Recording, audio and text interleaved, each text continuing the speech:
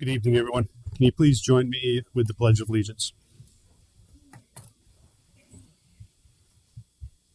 I pledge allegiance to the flag of the United States of America and to the republic for which it stands, one nation, under God, indivisible, with liberty and justice for all. Thank you. Roll call, please. Councilmember Abernathy. Present. Councilmember Bush. Here. Councilmember Buxton. Present. Councilmember Dauphin. Here. Councilmember Geller. Present. Councilmember Levesque. Here. Councilmember Nguyen. Here. Councilmember Rogers. Here. Councilmember Sykes. Present. Councilmember Tedford. Here. Councilmember Wendus. Here. Councilmember Winkler. Here. Your Honor, you have a quorum. Thank you. Is there anybody here for Citizens Forum? Okay. One at a time. Come on up.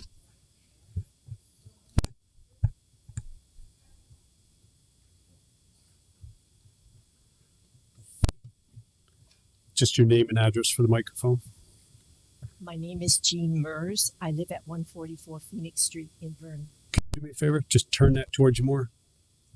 Just pull it down so it's aimed at you a little more. There you go. Better? Can you hear that in the back? Go ahead. I'm sorry. Maybe it's not on. Sean, can you check that?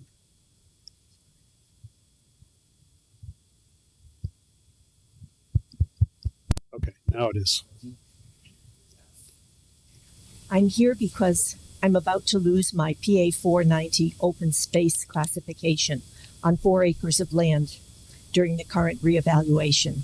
I got a letter from the Vernon assessor last Friday can you hear me? To call him and to discuss the land classification associated with my property, that PA 490 open space designation. I applied for it and received it in 1995, 31 years ago. I've lived in my house for 47 years. It taxes those 4 acres at less than a buildable lot as open space. Oh, thank you. My property card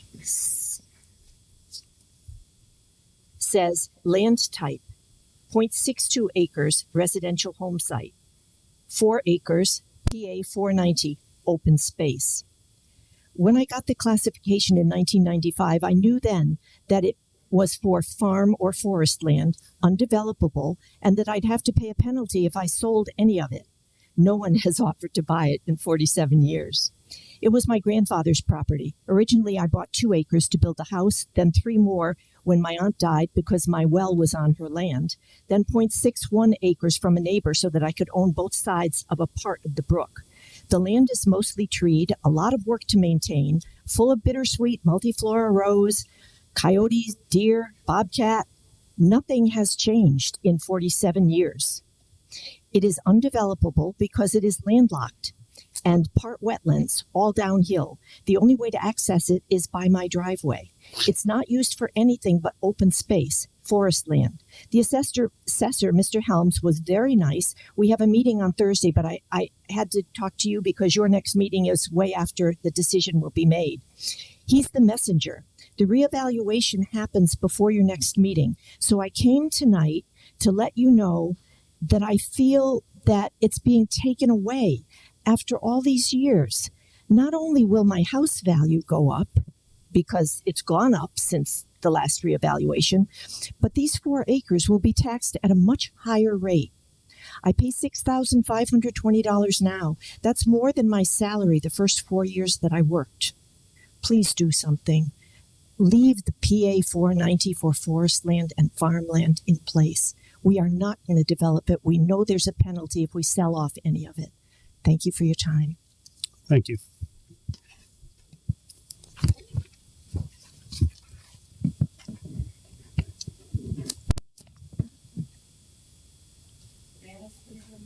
Next.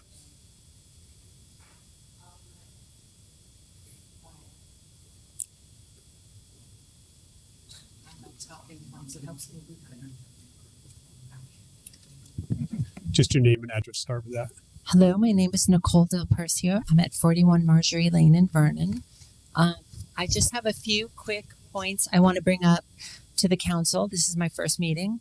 Thank you for having me. I'm not asking anybody to spend any money and raise any taxes. I just wanted to have the council understand that it's a quality of life issue. I need the council to understand that public events, I don't know if everybody's taking the disabled community into account when you're planning these events. I'm only asking for a little footnote, a mention, not to change everything, not to repave everything, not to ADA compliant the world. Recently, there was a fireman event held at the church next door. I couldn't get in. I went up the front, in front of the church. There was a fire truck there and an ambulance there. And I asked the EMT at the ambulance, how can I enter this event? She said, I don't know. She said, why don't you try the little catwalk in front of the van, this little dirt catwalk. Anyway, that was not, I just want them to say collectively, listen, guys, we're going to have an event. We're going to be there. If you see people in wheelchairs, direct them to the bathrooms, handicap bathroom here, handicapped entrance there, go around the back. All they had to do was tell me go around the back. Easy. I end up trying to get this thing over a hill. I will smack my head on the SU. Anyway, I just want a little bit of accessibility directions for the EMT, the people who are managing the event, just to think about it. Because statistically, 3 disabled people attend every public event. Whether that's more or less, it depends on the size of the venue. Anyway, I'll move on to my next topic. When I was leaving that event, I did go up the back driveway behind the church, right around the block from here, and the sidewalk completely chopped to pieces. The broken sidewalk, I barely could drive down it. And so I was actually thinking that maybe, you could guys throw a little bit money at something I like to call humorously a hole patrol. Somebody who goes around with a little pavement in a bucket, go around, see where the breaks in the sidewalks, the cement isn't functioning properly, or the sidewalk is chopped up, just to keep an eye on it. Because, most people, they see a pothole, they step over it. Me, I crash into a pothole, I'm in the street, and I can't get up. Anyway, okay, stepping on to my next thing is, I did apply for paratransit services. You guys do supply paratransit services, a bus, and they told me, well, you're in a three-wheeled scooter. We can't take that. That's not safe to transport. All right, what do I need? I'm going to get a power chair, one of those big, strong. We can't take that. That's too heavy.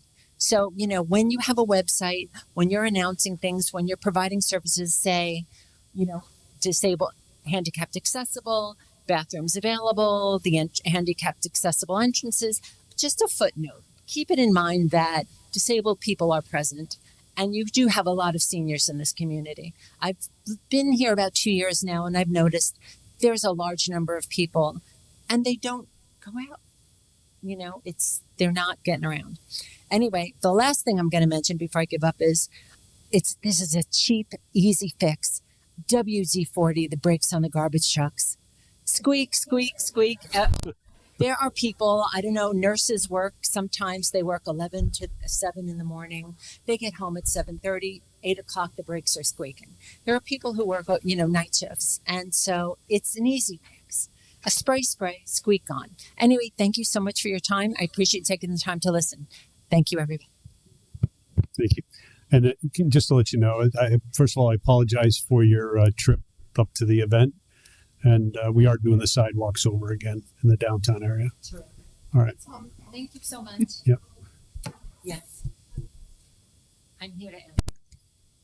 So I was thinking about this, as I said, coming in through the back way. It's great that we have the handicap entrance, easy access into the elevator. Appreciate it. But entering up here, there's a ramp on this side, but you have to go through the doors. How hard is that? I wouldn't have been able to get in. Had I met those double doors off the elevator, luckily I traveled with my sister, accompanied me tonight. I would be sitting there until somebody came to open the door, because I don't have the use of my left hand or both of my legs. I'm right-handed. That's all I've got. So I hold the door open. I can't drive and hold the door at the same time. So you're absolutely right to acknowledge that. All they have now is they have those electric paddle entrances. You hit it, the doors open themselves. I don't know if that's something that can retrofit to a building this old, or if that would even be something that would be considered. But that door would not be accessible to me if I was by myself.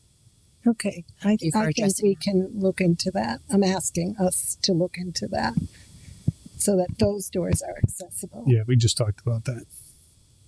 Or maybe Oh. just pitch it open during meetings. Just leave them open. Just Thank you. thank you, everybody. Thank you. Next.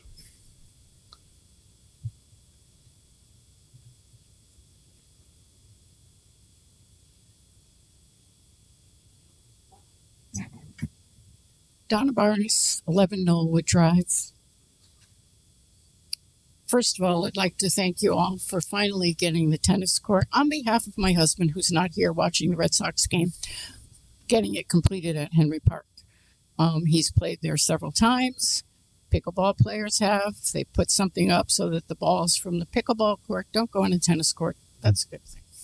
I'm really here about the Arts Commission that doesn't exist anymore. We used to have an Arts Commission, and it was funded by the town council. Of course, each year I was not on the Arts Commission, but I sat in on all the meetings. And I know that we were able to help fund the bands of Many Steady Habits that came to the Historical Society. We were able to fund money to the chorale and many others who had to fill out specific paperwork. But then we have no arts council. Well, then the amount kept decreasing. And then I was told that once we had a cultural center, we would have an arts commission, which we don't. So I wrote to Liz Bologna because her dad came up to me at the corral in December and said, "Hey, I got a letter telling me that I'm on the arts commission." And I looked at him and said, "What arts commission?" He said, "That's what I wanted to know. There isn't one." So I wrote to Liz to tell Bologna, who I think most of you know because I think she's involved with the Cultural Center, that I was coming here to speak. And she said, "I don't think anyone has ever given a clear explanation of what happened to it. And now organizations who would normally apply for funding with them don't have that outlet. The money came to the cultural district, but we're limited by the footprints of the district in terms of what we can fund. But also, no one has come to us for funds because it's unclear if they're even able to. It was really poorly executed. So I'm asking you to redo an arts commission and fund it. And so we have one."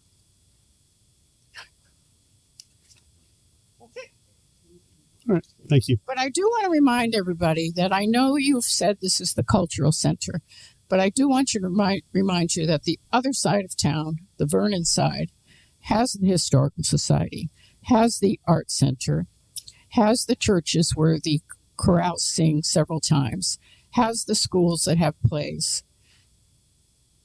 There's a lot of culture in town aside from just here. Thank you. Next.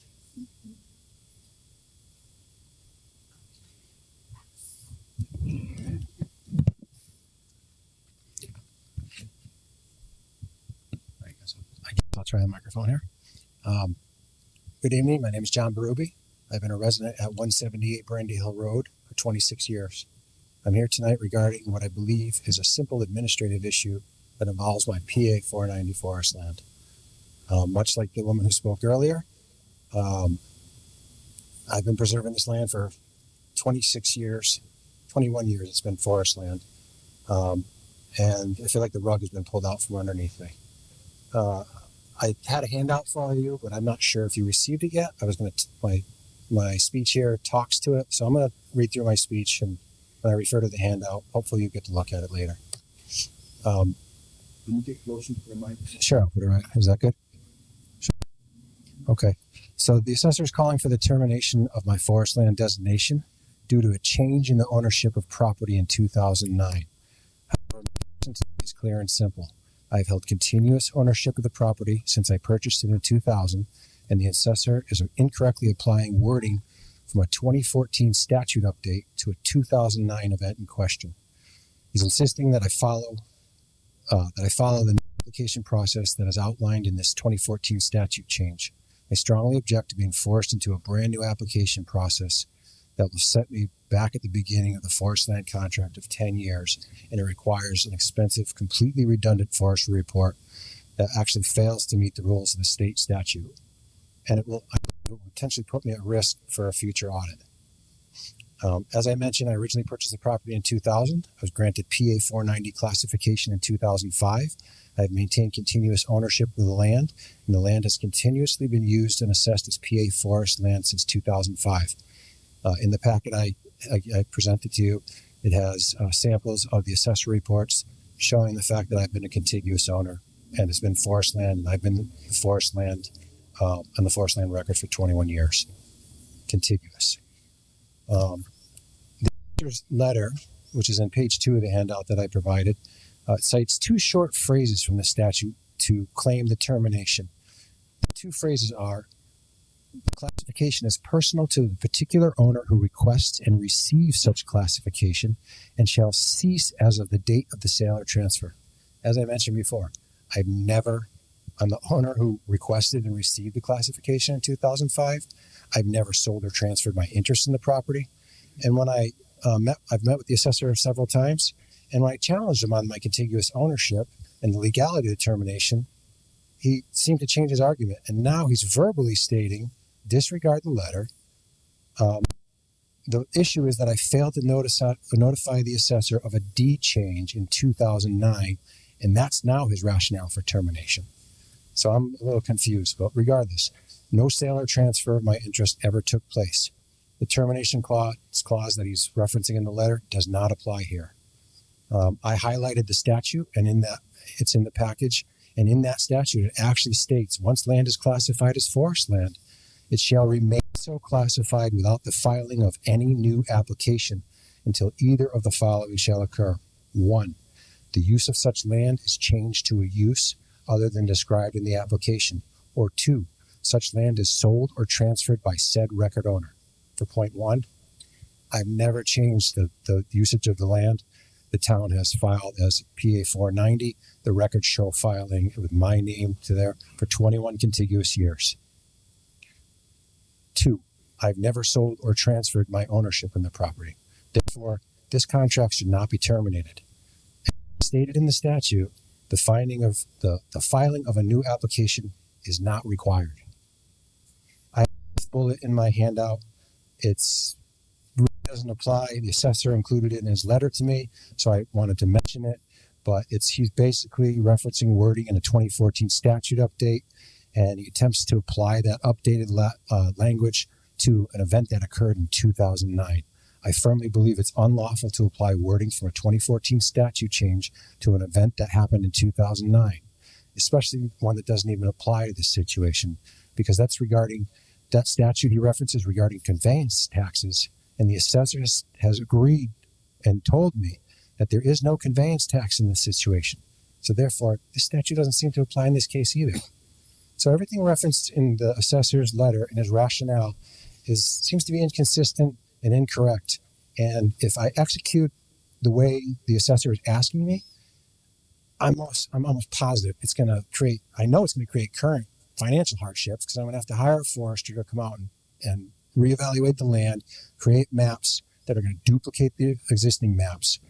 And in the future, the statute clearly says that the forestry report has to be within 10 years of the change. This will be 17 years after the change. So in the future, if another assessor or another audit comes along, they're going to look at this 2026 forester report with a 2009 change, and I'm going to be stuck in a legal loophole again. So what I'm asking for tonight is I'm asking for your assistance on this matter. Please, please. I respectfully ask the council to exercise oversight, approve a common sense exception, and direct the assessor's office to follow the law as written, which is accept an updated M39 application, note stating that it is documenting the 2009 change, and if needed, pair it with my 2005 forestry report. Do not force an unnecessary expenditure on a 2026 David Forrester report that may leave me exposed to challenges during subsequent audits. Thank you for your time and thank you for your service to the town. Does anybody have any questions or any clarifications? I'd be happy. Basically, sorry to say it, but as a council, can't really interfere with this process by law. So keep that in mind. We're going to check into this on an administrative level, but as far as the council goes, you can't interfere with this process. Good. Thank you. Thank you, Mr. Mayor. My question is regarding Mr. Berrubi's packet that he referenced. Yeah, everything gets turned into the clerk and they'll hand it out. And will that be shared with council? Yeah, you guys are going to get it from the clerk. Thank you. Mm-hmm. Okay. Now, Mayor Champagne, I do understand. I just want to reiterate that I've been to the assessor and I've met with him several times, half a dozen times. And as I point these things out, the response either changes from why he's terminating it, sways away from the statutes, and I'm being forced into this process that's going to open me up. I'd like. We're going to look at it from an administrative level. Yeah.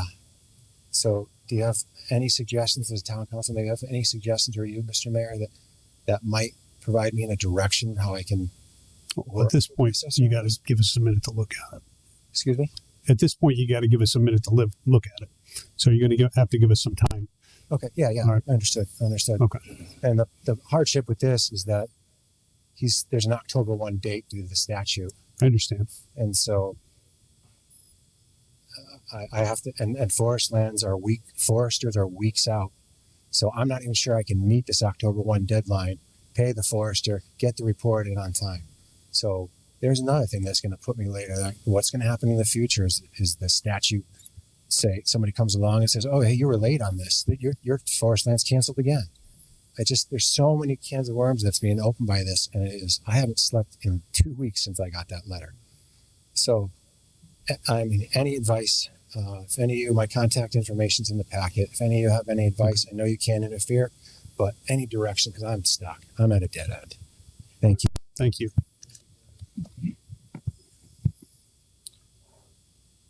Anybody else? Come on.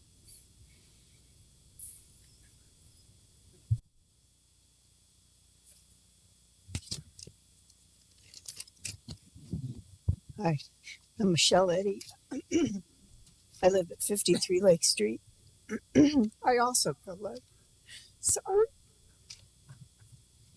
Last Friday, saying that my open status was going to change, and to call the assessor's office. So I did on Monday, because my special land classification for my property was going to change. Anyway, so I called on Monday and I spoke to Assessor Todd Helms over the phone. I got some information that I understand that I do meet all the criteria for open spaces. But because my house and the barn are on the same deed, I also going to meet with him on Thursday to get more information. But it sounds like unless I make some changes, which is going to involve real estate and a real estate lawyer and changing the deeds and stuff, that I'm going to lose the status. I have lived on the property my whole life. Sorry. The family bought it in 1896, and my husband and I bought it from the family, paid taxes. I've lived on the property by myself for over 34 years. I'm a retired nurse. I worked for 44 years. My income is not going to change. So I'm wondering why changes were made without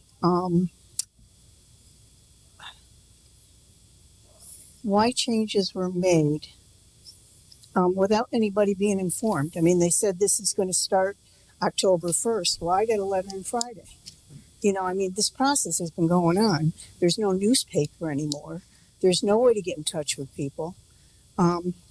Also, Todd was nice enough to say that there were 15 of us out of 50 property owners that are being affected by this zoning change regulation. I don't understand why the 15 can't be grandfathered in. I'm using my property as farmland. It's used for hay and for livestock. So as I said, I have a meeting with him on Thursday.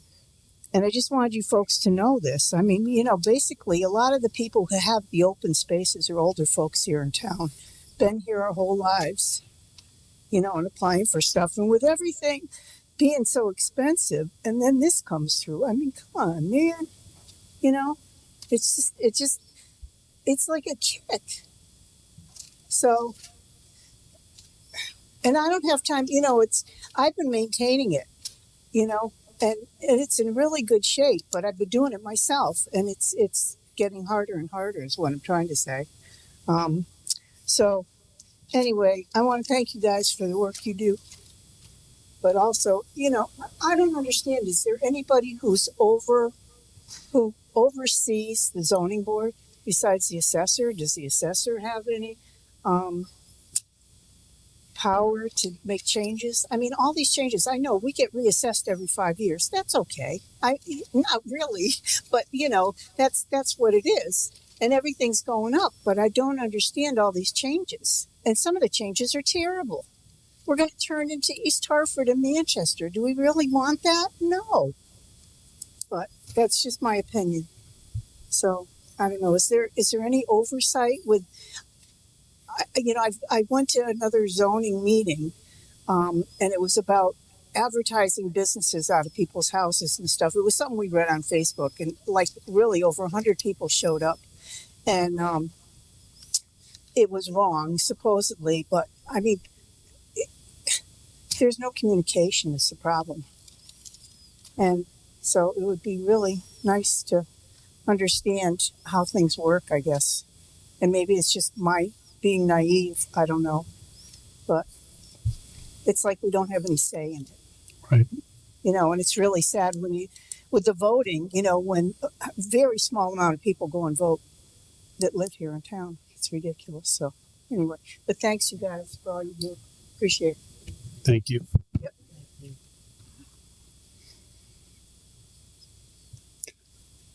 Anybody else for Citizens Forum?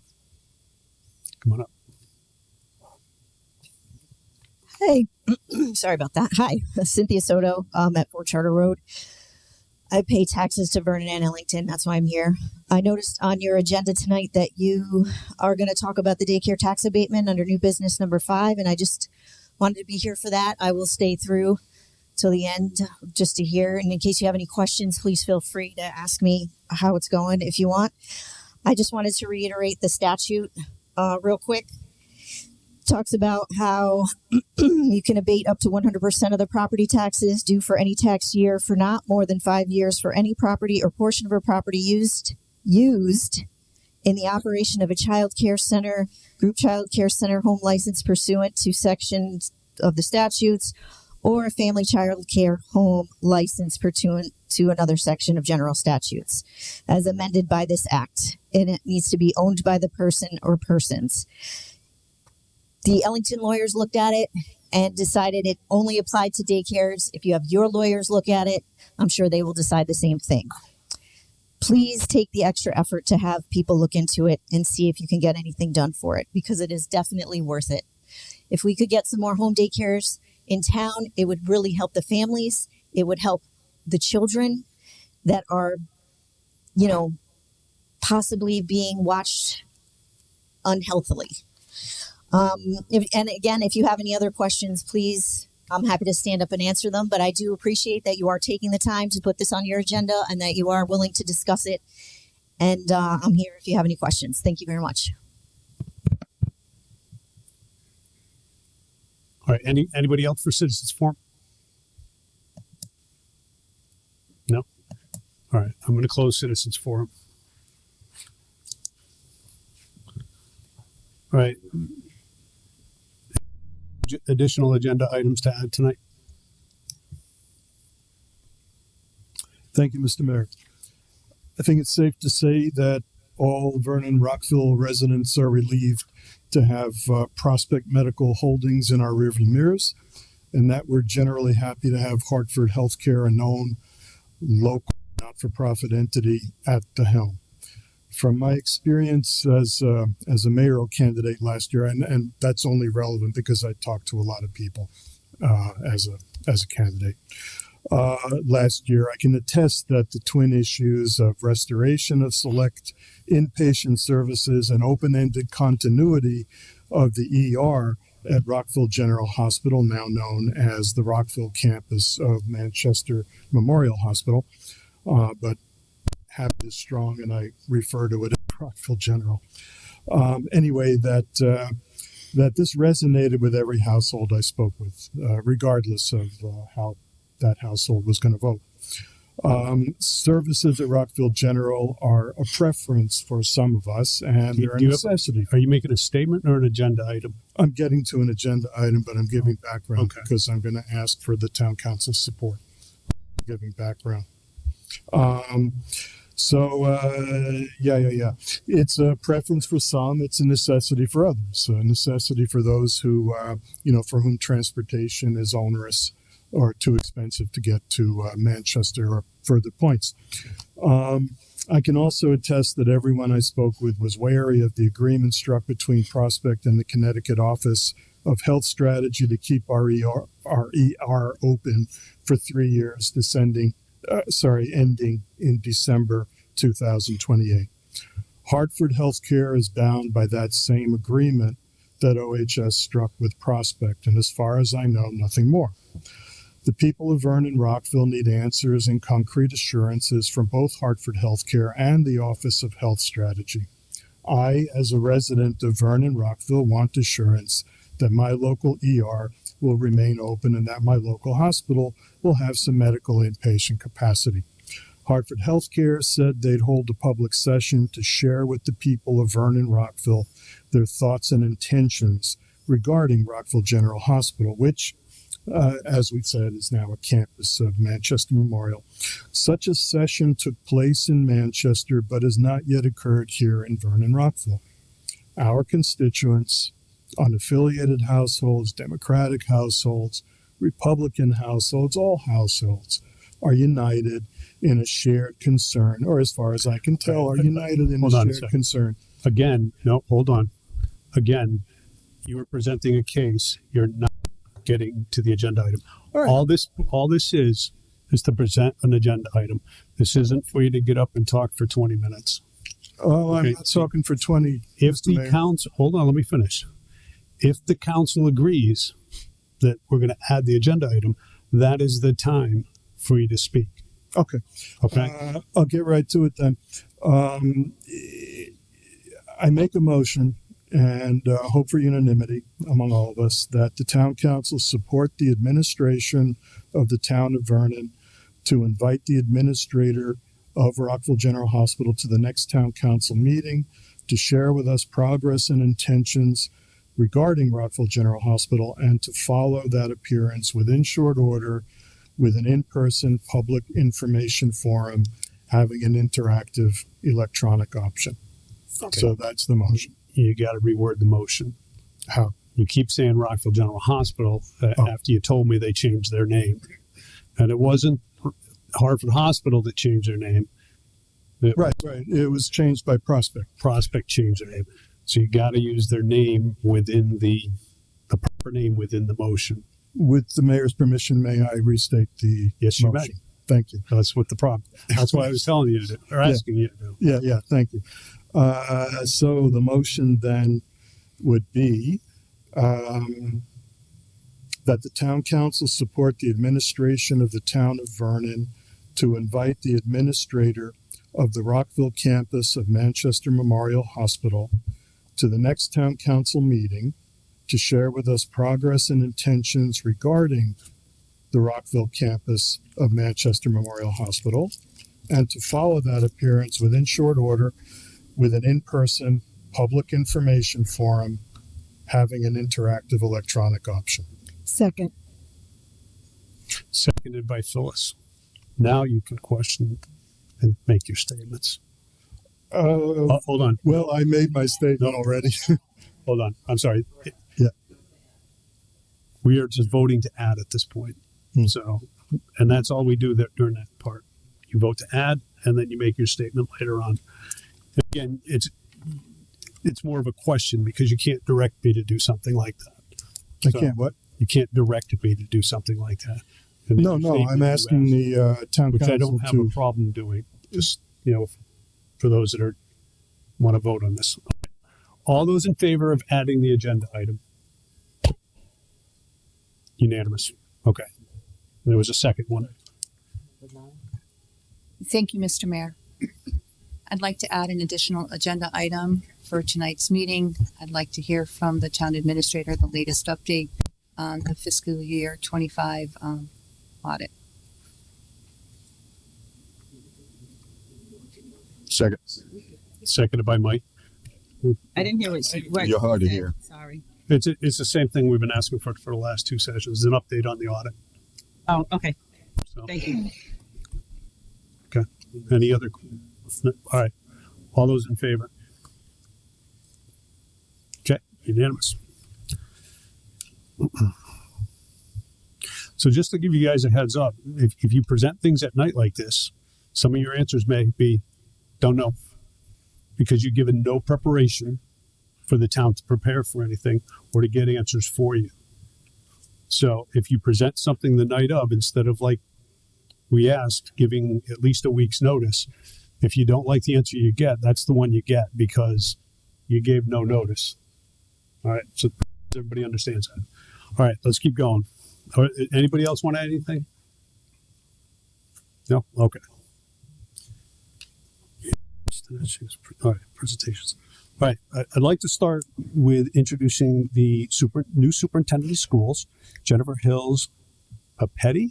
Is that correct? Oh, good. Come on up. Yeah, you can have a seat and use that microphone. You want to just kind of give us an introduction? Hi, everybody. My name's Jen Hills Papetti. I am the former assistant superintendent in New London Public Schools for 6 years. I've been in education for 26 years. I was in East Hartford prior to New London as an educator for 14 years and then a principal for 6 years. So that's my history. I'm very excited to be here in the town of Vernon. And I have had the opportunity. We had our first admin council starting yesterday. So I spent times in all of the schools. I got to meet the athletic director and the football coach today. And a lot of the football players were there practicing. So I got to meet them as well. So I'm really looking forward to working together to move things forward for all of the children of Vernon. Thank you. Thank you. Does anybody have any questions for our new superintendent? Mike? Thank you. Good evening. You got some big shoes to fill. Yes. With the great progress that we've been making in our town with the Blue Ribbon schools and all that stuff, what vision do you see going forward, carrying the torch? So I definitely understand I have big shoes to fill. I actually said that when I was appointed at the Board of Ed meeting. I think that we have an awesome foundation here. Dr. McCary left a lot of great procedures and processes in place. And in meeting with the administrators today and meeting many of the educators already, I think that the foundation is laid to continue to move forward. We are actually looking, the strategic plan is due to lapse at the end of this year. So we began that work today with the administrators. We'll be talking to the Board of Ed, also the Town Council for what everybody's vision is. We did a stop, a keep, and a change exercise with it. So I'd like to do that with stakeholders across the board over the next year so that we have another solid plan moving forward for the next 5 years. I think everybody really appreciated that plan or appreciates it, lives by it. And I think strong plans make strong foundations to be able to move things forward and to continue the amazing growth that has been occurring over the past years. Welcome aboard. Thank you. Thank you. Bernie. Hello and welcome. Let me know if I'm out of bounds here, but how do you feel with the process of possibly two new schools? Do you have experience in that, and anything that I bet you that's one of the reasons why? Yes. So when we were in, One of the things I do want to say is she's been on the job for a week. So everybody You're late. that. You're late. Okay. I understand. I'm just the vision. Vision. What you say. So I definitely, I do have some experience down in New London. We had several school construction projects. I worked closely with the superintendent and my executive director of facilities, and to kind of phase the projects through. There's definitely a lot to learn, but I have been meeting, with the town side, with the Board of Ed side, also with the administrators, and I've read all of the big documents that are on the website. So I know that there is, things ahead of us that we'll have to tackle together, but I look forward to working together in order to do that, to build the best possible future for our students. That's great. Welcome again. Thank you. Terry. Hi, welcome. Thank you for being with us. So just a quick question. What attracted you to Vernon? So I actually was asked that question. One of the things that attracted me is that it is an Alliance district. I have a passion for the work that Alliance districts do. I think it's amazing. I think they bring amazing opportunities with them. And just the ability to be able to lead a district like that has always been something that I've aspired to do. Cool. Thank you. Looking forward to what you bring to us. Thank you. Wait, anybody else? So I want to take 5 minutes that you can go up and meet with the superintendent. Todd, did you add something you wanted to add? Go ahead. Thank you, man. So welcome. So I do want to ask the question. I know you've been on there for a week, so that's a long time, But with your experiences and everything else through the education system coming to Vernon and starting to understand what we do here. So are your priorities? What are your priorities, and how differs is that with Dr. McCarty? It's not a right or wrong answer. So ironically, I gave the administration a chance today to actually ask me to write down an interview question that they would have asked me had they had the chance to interview me. And that was a question that they asked. My first priority is get to know everybody and to gain the trust of everybody in Vernon, whether that be the teachers, the administrators, the town council, the Board of Ed. I think it's difficult to be able to lead if people don't trust you, they don't know what you stand for, they don't know what you believe in. So that has definitely been my top priority coming in. I know that's not built in a week and a half, but it is something that I will continue to build on, and to, like I said, build on the foundation that has already been laid. There is amazing work going on. The scores and the growth that has been seen across the district, that is not done without well-laid plans. So I am very fortunate that those plans have been left for me, and that I will get the opportunity to work with everybody to continue them. And I, when in speaking to the admin today and to some of the teachers, everybody's very excited. They're passionate. They want what's best for the students of Vernon, and I look forward to leading that. It's a lot easier to lead with the passion of all of those stakeholders behind you. She's definitely gotten around town. She's met with me for a couple hours. She's gone around and met most of the leadership of the town side. And she looks forward to working together on our shared services. So let's take our 5 minutes. Everybody can go up and meet her. And go ahead. All right, I have a couple things. A lot of us attended the National Night Out. Thank you to all attended. The National Night Out was held at St. Bernard's Church. I guess the dunk tank was, again, a huge success. And thank you to Terry for everything you did for the National Night Out. Do you have anything to add to that, Terry? Thank you for that. It was a fun night. It was well attended.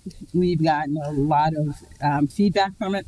One of the biggest was that we're nicer than Manchester's, and they will keep coming back to us as a vendor. So they were excited about being with us, and the community just rallied together, and working with the police department was great. And I did speak with Nicole prior to her coming up for Citizens Forum about the handicap accessible and all that. And I told her we have not had our debriefing yet, but that will be on our list to make sure we do address that going forward and making it accessible for everyone. So thank you to the community for supporting National Night Out. Thank you again, and to the chief. All right, the annual Summer Days Carnival. Thank you to all that attended this 4-day event at the high school. We'll hear more about that once they have all their numbers together. All right, join us on August 20th from 4:30 to 6:30 p.m. for the final Vernon Farmers Market of the season up at Henry Park. Throughout the season, attendees enjoy the wide variety of fresh produce, baked goods, handmade items, and other local offerings. Thank you to everyone who supported our vendors and helped make this year's market a success. The Mayor's Summer Concert Series, also on August 20th, Shaded Soul will take the stage for the final performance of the concert series. We appreciate everyone who joined us throughout the summer and helped make this concert series another memorial season. We look forward to seeing you one last time, and as we close the summer of great music and community spirit. We're getting hundreds of people show up, so if you want to enjoy a night out with some great music, please stop by this Thursday. Tuesday, August 25th, we will host a press conference at 10:30 a.m. at the First Student Bus Depot at 25 Whitney Ferguson Road to announce the launch of the school bus safety program. As you may recall, the council approved the contract with Bus Patrol to install cameras on our buses and to fine drivers who break the law. The first 30 days of school, there will be a warning period. People who break the law will receive a warning from Bus Patrol via a letter in the mail. Enforcement will begin September 28th, 2026. Our goal is to keep our children safe, not assess fines. And I can't stress that enough. I would rather give out 0 fines as long as people are stopping for the buses and keeping our children safe. And just so everybody knows, that information that from those buses is kept locally. Okay, that is not shared. It does not go anywhere. It's the police department, and then that information is erased. All right, so that information is protected. The police and fire department are hosting a 25th anniversary ceremony of the commemoration of the September 11th attacks. The ceremony will be held at Fox Hill Tower in Henry Park from 8:30 a.m. to 9:15 a.m. We will ask that if you plan on intending to arrive by 8:15 a.m. Details as that moves along as well, okay? On 10/3, 9:30 a.m. to 12 noon, there'll be a ribbon cutting grand opening of the Senior Center Rec Center. Originally, it was supposed to be on the 27th. We moved that to the 3rd, so we're publicly announcing it now. And what I'd like to do is, how many people have ever played chair volleyball here? Chair volleyball. What you do is you play with a beach ball. You put your butt on the chair, your feet on the floor, and you play volleyball, and you cannot move from the chair. And this is Saturday morning. We are hoping to get a team from the town council to play the seniors. You think we can get enough people to play the seniors? It is a beach ball, and you're sitting in a chair. Okay? And I'm sorry, but if people a little older than us can play, I think we can take them on. Wear sneakers, because you could actually use your feet, too. You could use your feet. All right, everybody's going to laugh at me falling out of my chair. All right, I just want to, do we have interest in that? Anybody that wants to come and try that? I think it'll be a good time. I think it's a great way to open up. Can you just raise your hand if you think you could? I just want to. All right. All right. Looks like we got a pretty good showing. And you got to play on our team. We know you're good, Laura. Do you have some Bengay? All right. When is that again? Well, let's see. John wants to know if the staff can play the council. We'll start with the seniors and see how we do. If we can hold our own, maybe we'll talk. You have a time? Yeah, it's so the ribbon cutting is 9:30 a.m. to 12 noon. It is on a Saturday, so hopefully nobody's working. And I think you're going to enjoy it. Some of you may actually join to take part in that event. What's the date? 10-3, Saturday the 3rd, October 3rd. So, Mayor, is there a consequence for losing? What'd you say? Is there a consequence for losing? Not at all. The seniors can hold up their hands as the champions. That's all. Yeah, you got to do the Arctic splash if you lose.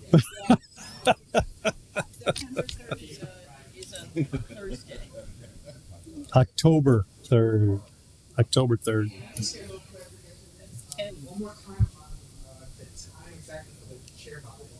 So the event's 9:30 to 12. Once we get probably at our next town council meeting, we'll lock the time in. Just lock that spot out, okay?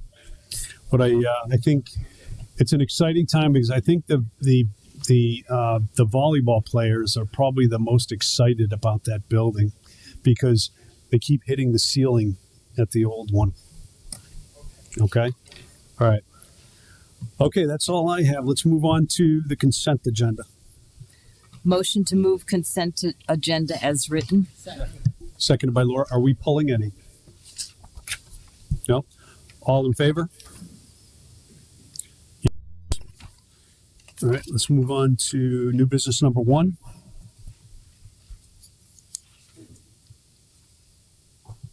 The town council hereby authorizes the Vernon Fire Marshal's Office to apply for and receive the Connecticut Fair Plan grant in the amount of $500.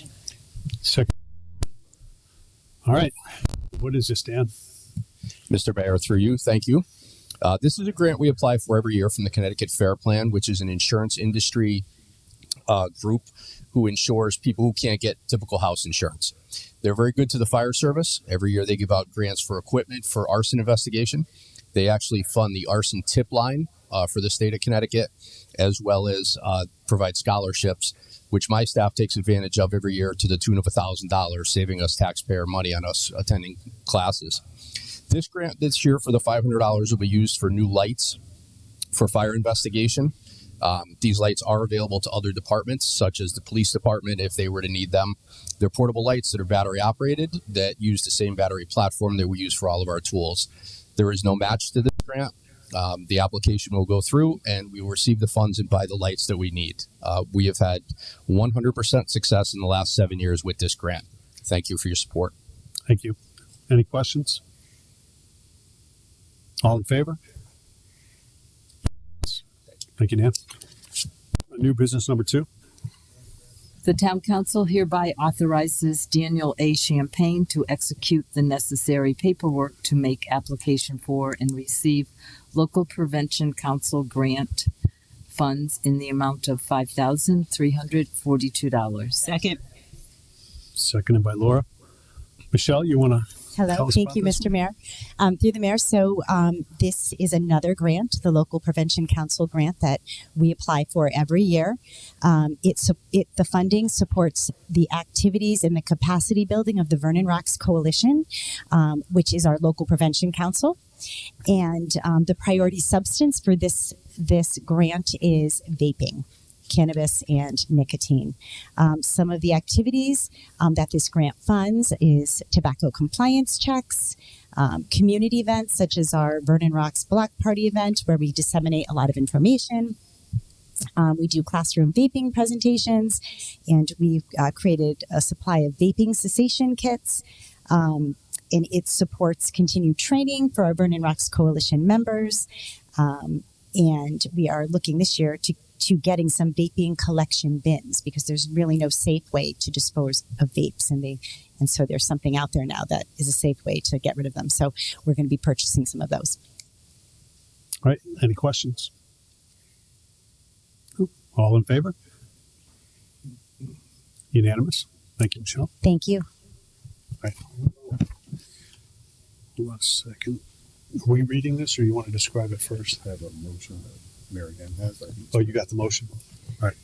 Be it resolved, the town council authorizes Mayor Daniel A. Champagne to accept and receive the Connecticut Community Investment Fund 2030 CIF program administered by the Department of Economic and Community Development in the amount of $2,500,000 to the town of Vernon for the project Daniels Mill remediation and development. Full resolution in council packet. Seconded by Bernie. All right, as you guys know, this is the money, the rest of the money from the state to help us clean up Daniels Mill. And at the conclusion of the cleanup, the whole mill gets turned over to the developer. All three, actually two of them. He already owns one of them. Yeah, Mike. Will this be enough funding for the all that needs to be done to clean it up and get it ready to be turned over? Yeah, at this point, this is what we needed. This is exactly what we need, so we won't be having to go to the Unless we taxpayers. open something up that doesn't look very good. Anytime you work on a mill, especially an old mill like this, you might have come across. But at this point, it looks like, yes, we have the money. Okay. Thank you. Lori. Hi, thank you, Mayor. I just have a general question. The mill we're talking about is the one that's right there on this corner? No, it's up on the hill. Okay. The one they've been working on. So there's three mills up there. There's Amberville, Daniels Mill. And Okay, that way. Okay. I'm direction challenged. That's right, that way. So was it, my question was, since they were restoring it, was it cheaper to restore it than to tear it down and rebuild it? Well, or was it historical building? That's all right. It's a good question. In order for us to get money, all right, we need federal money and we need state money. All right. And if we're going to go tear it down, we're not going to get what we need. Okay. But because they're going to transform this, and the only thing that they'll give us money for is if you're going to turn them into housing, and some of them are affordable housing. Okay. And so in order to get the state and the federal, and we're going to kick some tax breaks in when it comes said and done, because that's how the projects come together. So in the end, we get the mills cleaned up, we get some development, and our downtown is going to look marvelous. Okay. All right. And that's for a set amount of years. So we did two while I've been mayor. We did the Loom City Lofts. Yeah. So, and that looks beautiful if you've never been inside. And the other one we did is the Talkett Mill. Talkett Mill? No. Yeah, Talkett Mill. Yeah. Mill. Golf Link, yeah. Bye-bye Golf I have to question myself on that because that's not the original name. But the Talkett Mill we also did. And same thing, and those are structured over a set amount of years. And every time we hit a benchmark on the years, the amount of taxes increases. So I believe both of them have already met that first mark. And every goes by, they pay more. Okay. But in order to get the projects done, this is how we got to do it. Okay. All right. Thank you. You're welcome. Phyllis. Thank you to you. It's a lot of work that has to be done in there. In the scope of it, is there a place for Dwight and his crew to do any of the work? No. No, this is all specialized at this point. So we used their crews earlier on, but at this point, this is all remediation work and has to be done by specially trained people. And that's what the state money was for. And after that, it's all the private developer that's going to be taking on all the burden and everything. Okay. And do we have a project management agreement with this for wages? All of that's by state statute, so that's all taken care of. Okay. Yep. Thanks. All right. Bernie. As you were just saying to Lori, I see this as a state bond. Yep. You said federal as well. Have we got anything from federal yet? Or are we going to, like you said? Yep, we have gotten federal monies, but the bulk of that money is coming later on when we get to the build. Because there's still, this project's costing around $60 million. So, and just to answer that part of that is if you take $60 million out to a blank field, you're going to get a lot more for your money. So having that, the only way this works is with that state and federal money. Thank you. Mike. Thank you, Mayor. Two quick questions.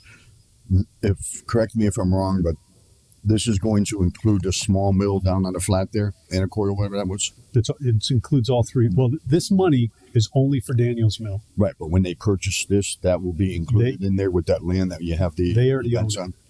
Okay. The developer already owns the Anacorte. Okay. And also, too, there's any plans to bring back the old water wheel? No, at this point, there's not. There's not? Oh, The water flow is not there anymore, okay. That would be amazing to have that back. wouldn't it? Oh, my God. I They remember. are open it up so you can see the waterfall. So they're going to clean all that up. Okay. Yep. Thank you. All right. Anybody else? All in favor? Unanimous. All right. New business number 4 is no reading. All right. So this is relative the flock cameras. Phyllis? So we all see in the news and all over social media a lot of questions, and a lot of that has to do with balancing security and privacy, which is often hard to do. But people are assuming, from what I see on social media, that every camera in town is a flock camera. And so, there's a lot of outrage. I believe there are 7. Do you believe what you read on social media? I believe that people. I'm asking for a friend. I believe that people have the questions, but not the right answers. So, you know what? This has been going on for a while. And, Flock it's been a while for them to actually step up and start giving answers and tightening things up. Well, guess what? They finally have. The chief's going to fill us in on all this. He's also going to give us some examples of what we use these for, and the fact that, you know what? If you didn't violate a crime, your information disappears in 21 days. Okay? I mean, I drive by these ones every single day, right? You should be more worried about the information you're giving out to the government and to everybody else out of these, because it's 1,000, probably 1 million times more on these than it'll ever come from those cameras, especially if you don't break the law. So, with the initial cameras, was that a resolution of the council? It was not. So it's directly through the police department? Yes. And the police department signs the contract with them? No, Mike Carl signed it. Okay. I would. I couldn't hear. Mike Picaro signed it. The town administrator at the time. I would like to see a copy of the contract. Okay. And I believe now. Hold on one second. Did we make that public or no? Yeah, we'll give you a copy of that. Okay. And I believe 21 days is now the town and the state is reducing their time, holding on to that. Tell you what, let's have the chief give his presentation. Yep.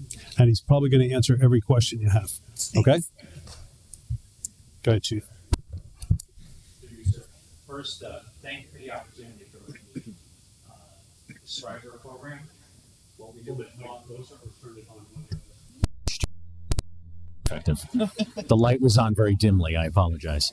I'll try again. Through you, Mayor, thank you all for having me come here tonight so that I can accurately talk about what our program is with the license plate readers in town, what the restrictions are, how we use the program, and what it's intended for, and also to clear up any questions as far as what they do, what they don't do.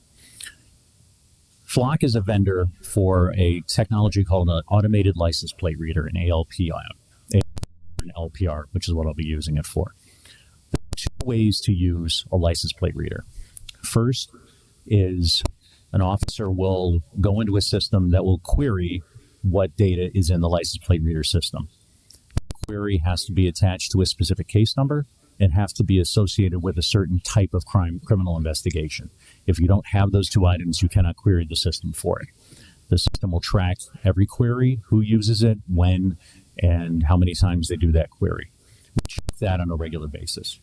The other license plate reader system is through what's called a hot list.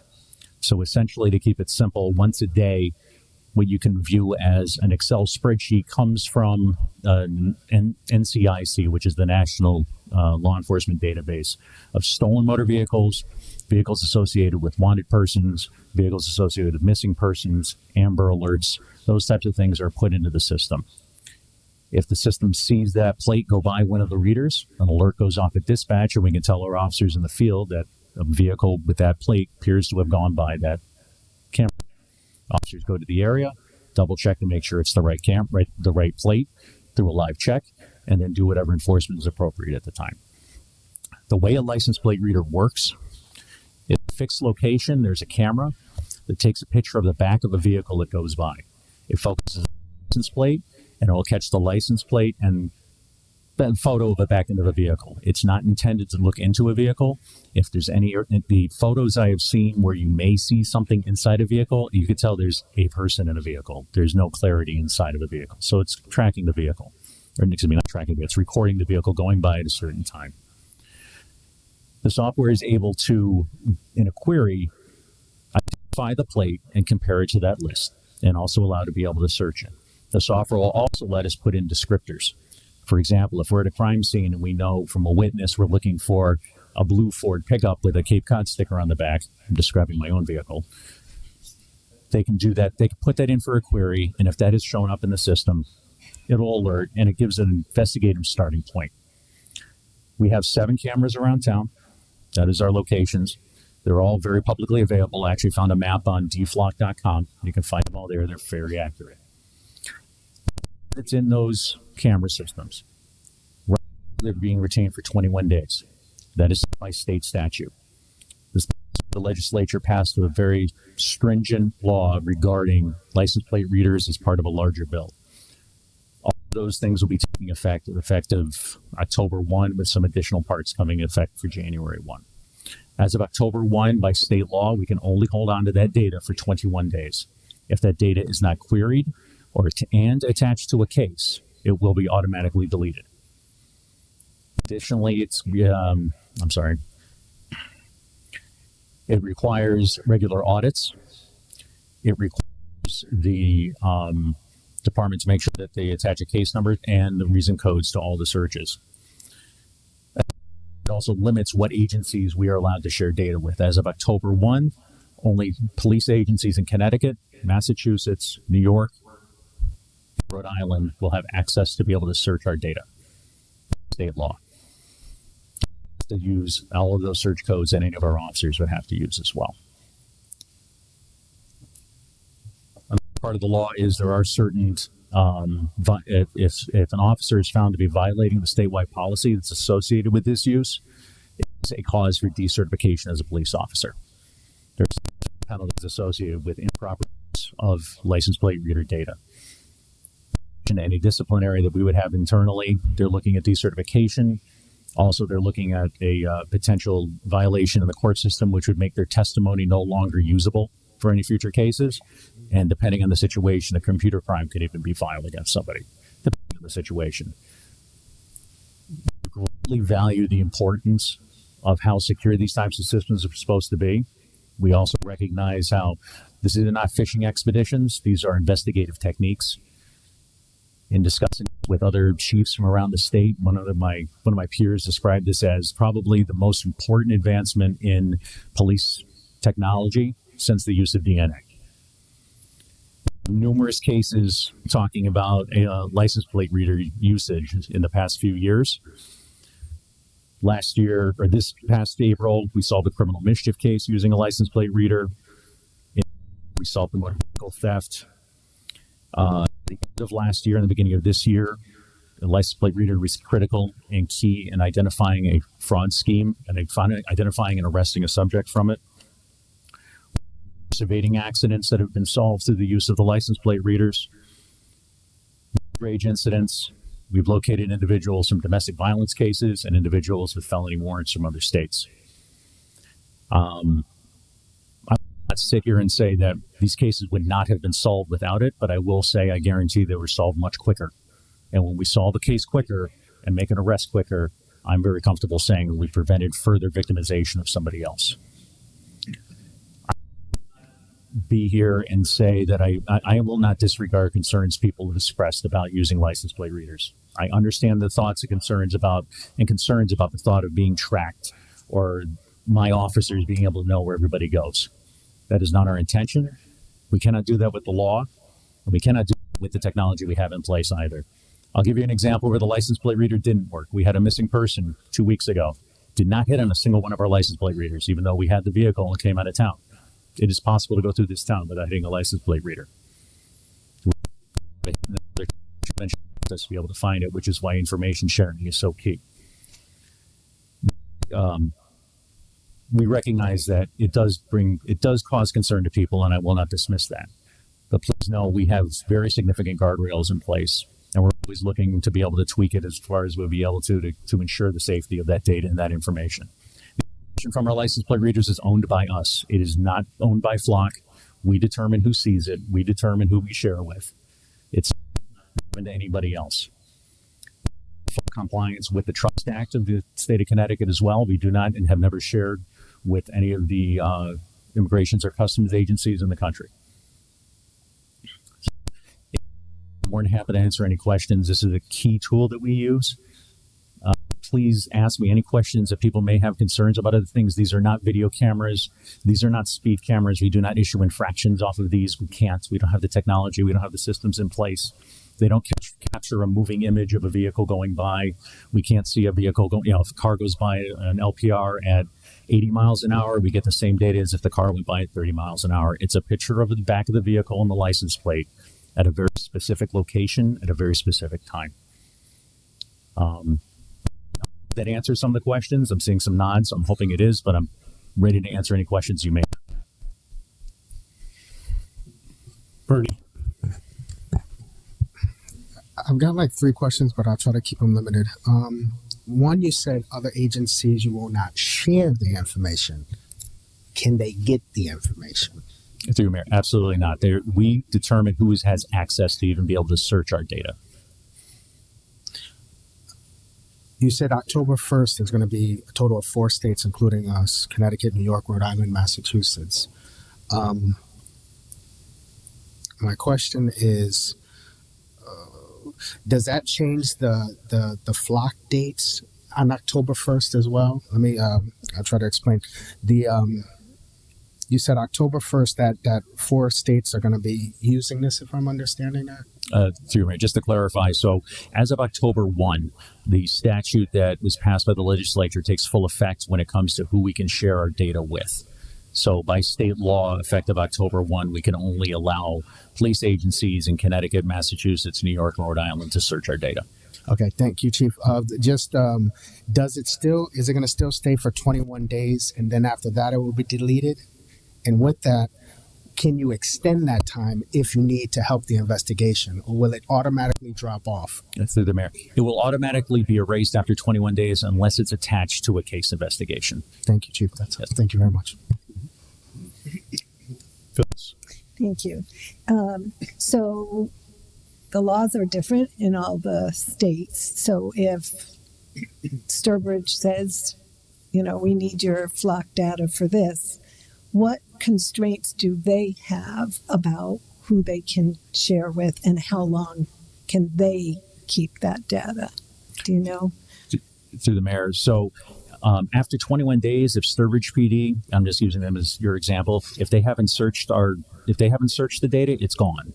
After that, it's tagged into their case, and it goes into their case file, and that's their case file to do whatever investigation that they have. Massachusetts does have restrictions on it, and that's their own procedures and policies. I'm not in a position to comment on what specifically they are. But the ability to share the data across state lines, especially bordering states, is critical. But we don't have any control of what they do with it once they have it. No, once they put it into their case file, it is their case file. Yes. Okay. Thank you.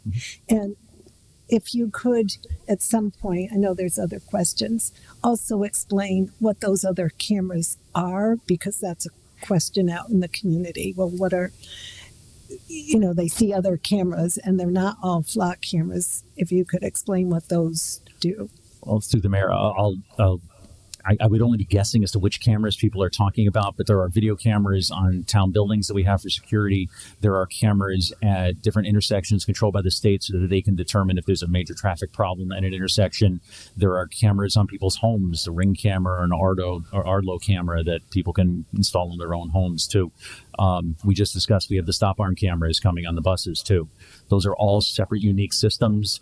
They are not, they're not designed, and they don't have the database searches that the license plate readers have. So they're all distinct and unique functions. Thank you. And just to add on to that, when you talk about the private camera systems or the town one, we control all that data. And then the private ones, a lot of them use servers or something different, and we don't control anything with them.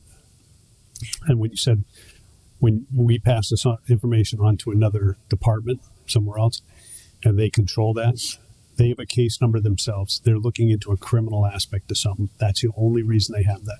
That's what I thought, but this right now it's public, and people who have those questions have their answer. So thank you very much. Very welcome.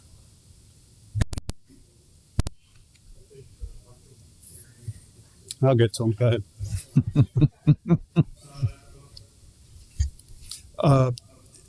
Through you, Chief. Plans to add, you mentioned that it's possible for a motorist to pass through Vernon Rockville without being noted by the flock cameras. Are there plans to add more? There's no concrete plans right now. It requires funding. It requires, a little more looking around to see if we want to do it and understanding the situation right now too. I don't think this is the appropriate moment to be doing it. Are there areas that I would like to see other cameras based upon the criminal activity that we've had? Yes.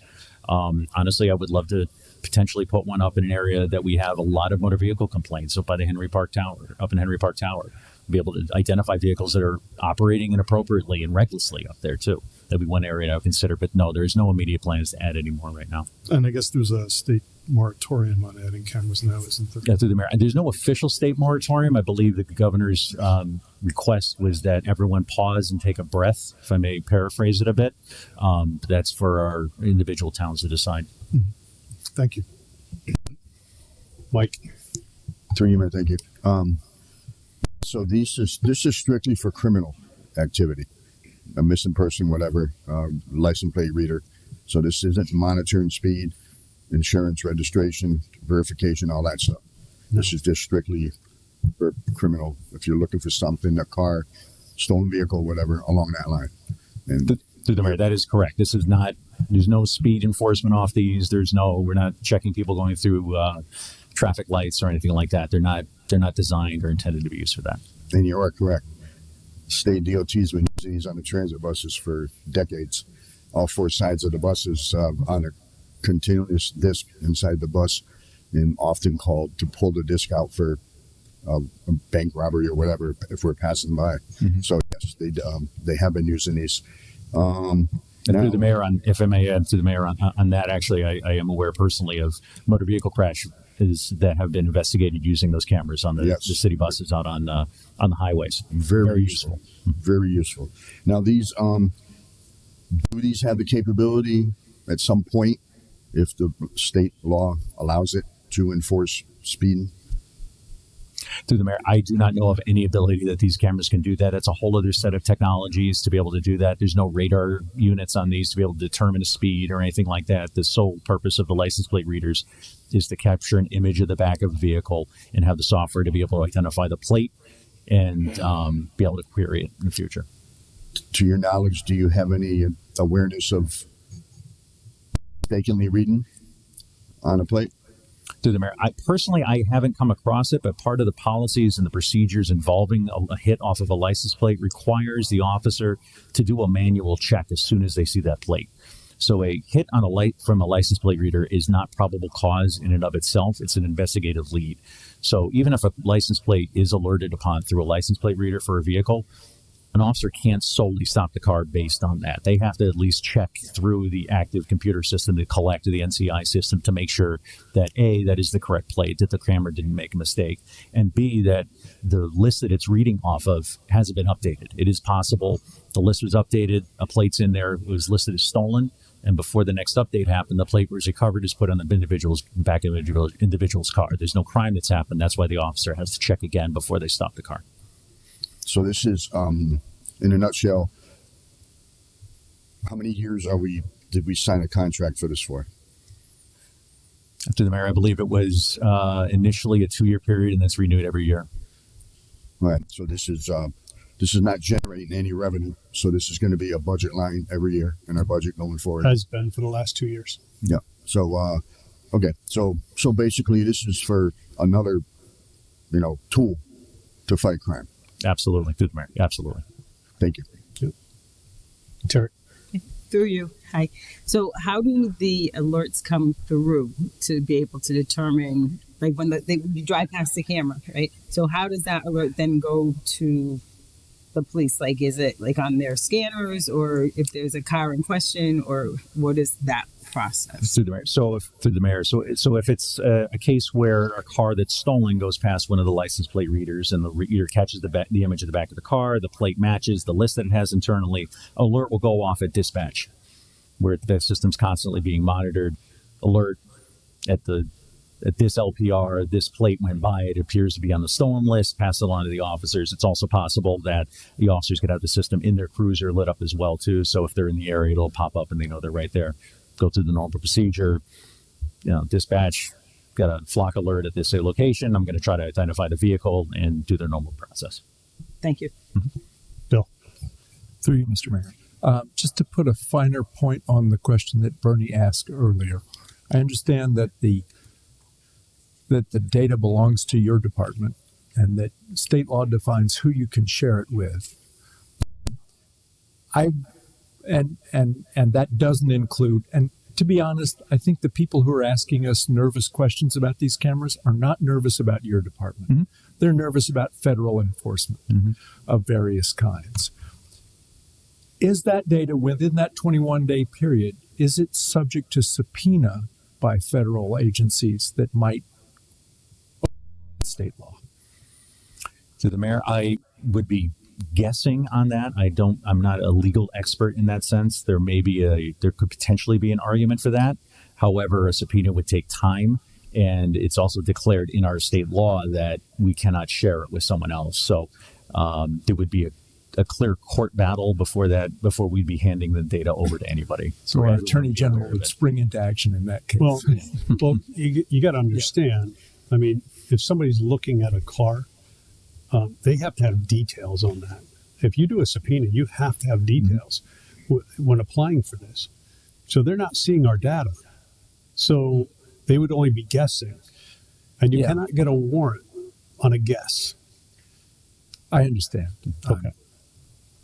But I know that what our constituents who ask us about this nervously are worried about is federal agencies going on fishing expeditions. Through the mayor. And I know that you've said that the law doesn't allow that. I'm questioning whether they could put the arm on us. Would not be a very sudden decision to happen. I think you can safely tell your constituents who may have these problems. First of all, I'm happy to have the conversation with any constituent in town as well if they'd like to know some more information that they may not be getting here. I had a phone conversation with a gentleman today who was very grateful for me to clarify some points. Yeah, and I don't mean to interrupt, but we're grateful to you because this gives us this discussion gives us the ammunition we need to answer these questions when they come to us. Mm-hmm. Thank you. Good. Thank you, Mr. Mayor. My question isn't necessarily about a police department using the cameras. I would imagine the company that maintains the cameras must somehow check their functionality. How is that done? Through the mayor, if I want to make sure I'm understanding your question. So there is a constant confirmation that the system is up and running, the connectivity is there, and data is flowing. That's a constant monitoring that's always done. There is, I'm not sure that there's actually hits. Like for example, to confirm that hits are actually going against the hot list. So the main indicator of that is when there's 0 hits, and we'll be going back to look at it. We're always getting hits of one type or another So if that would fail, as we look at the system, would we be making that call? Hey, can we double check the system, make sure that the connectivity is there and the software is working correctly? So there's no code or anything that an IT person somewhere away from a police department could put in to check a camera? I'm not a technical enough expert to be able to say that it's impossible for someone else to enter a line of code into the software that they have. I am comfortable with the contracts that we have with Flock, where they clearly state that the data is ours, that we control who that data is shared with. Through conversations with the Connecticut Police Chiefs Association, who was heavily involved in the creation of the new laws that are taking effect this fall, Flock was a very willing partner in meeting the requirements that we're having to get to. I've had email communication with them the past week saying if there's any questions that come out of this, they are more than happy to share whatever information they can. But can I guarantee something that I can't predict? No, but everything that I have seen and interacted with this company is they're doing everything they can to maintain the respect that they have with my profession. And to meet those new security regulations that are being put in place for good reason.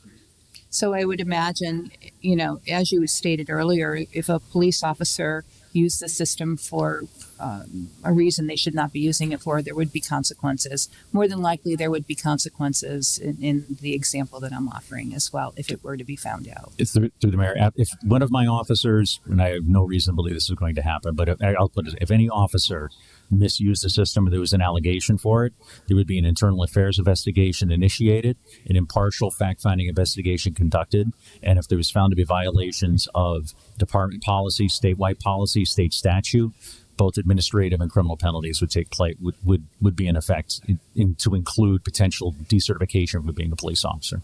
Thank you so much. Mm-hmm. Tal? Thank you, Chief, for taking the time. It does make us feel better at ease. So I have some questions, but following up on that, so as Phyllis was mentioning about the public concerns with this, is there something that we're planning on doing that, post something or advertise something that could put them at ease rather than having us do that? To work to come up with something, instead of just throwing something out there, if there's specific concerns, I'd love to find a way to be able to address them a little bit more. We are considering, I am considering there's transparency portals we could post out there and add to our website. It's something we're looking at to see how that would work for us. Other departments are doing it. So there's nothing specific at this time if you're looking for something specific, but if there's, again, always open to be able to answer any questions from anybody, or if there's a specific event people are looking to have, I'm more than willing to help out with that. No, I don't have anything specific. I'm just saying that, before, and no, I don't believe everything I read on the internet, but it's more, once you get a conversation going, it just will go downhill. And I was wondering, is something that we can do to, proactively stop that from, you can't stop everything, but, because you put us, you came here and gave us the information that will put us at ease. So I think the public may benefit from something like that. I don't know what that is. That's something we'll give some thought to, but understand when you try to put out something that contradicts certain narratives, it's just going to turn into a big fight. Yeah. I mean, I think Flock is finally getting information out to the people. I think they're a little late on the jump, but it's good that they are. This is a police tool.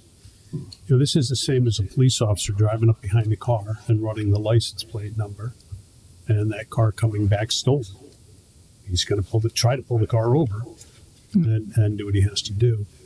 This is just a machine doing that part, and they're not looking for anything but the big stuff, and that's the important thing.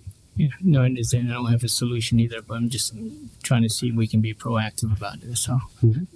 So, but thank you for taking the time out. So I do have some questions. So, how usage that, other than what I know we talked over and over again, that this is just capture the license plate, but there's no other usage that this camera is being utilized for?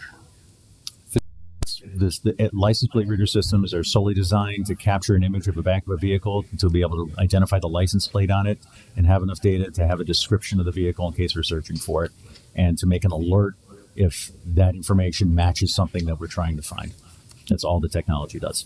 The reason why I asked that is because I think it was early this year or last year that we talked about having out of town plate, right? And For taxes. right? Yep.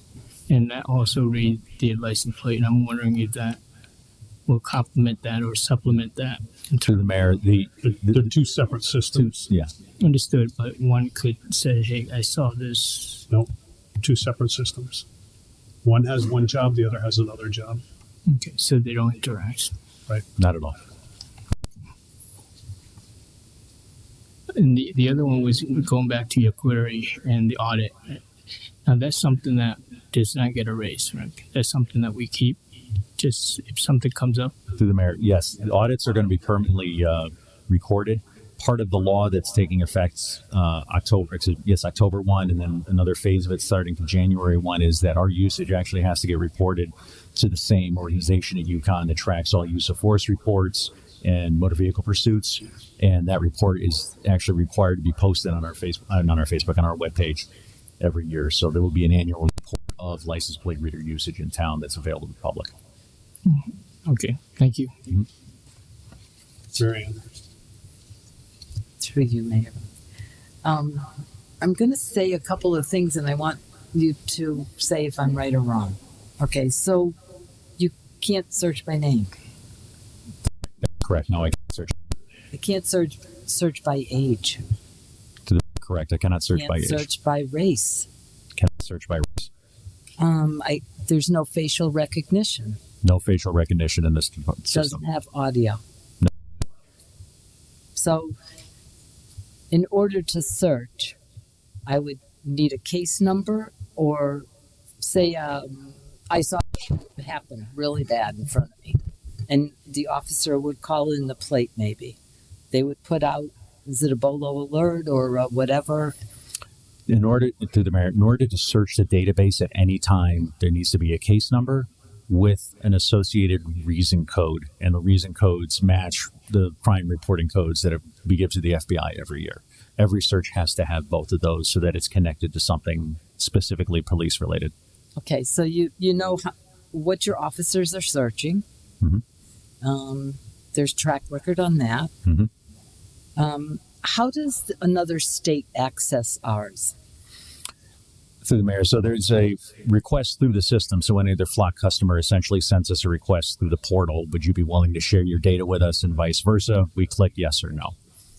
Okay. Mm-hmm. So in order for them to search the data, do they then in turn have to put a case number in, or?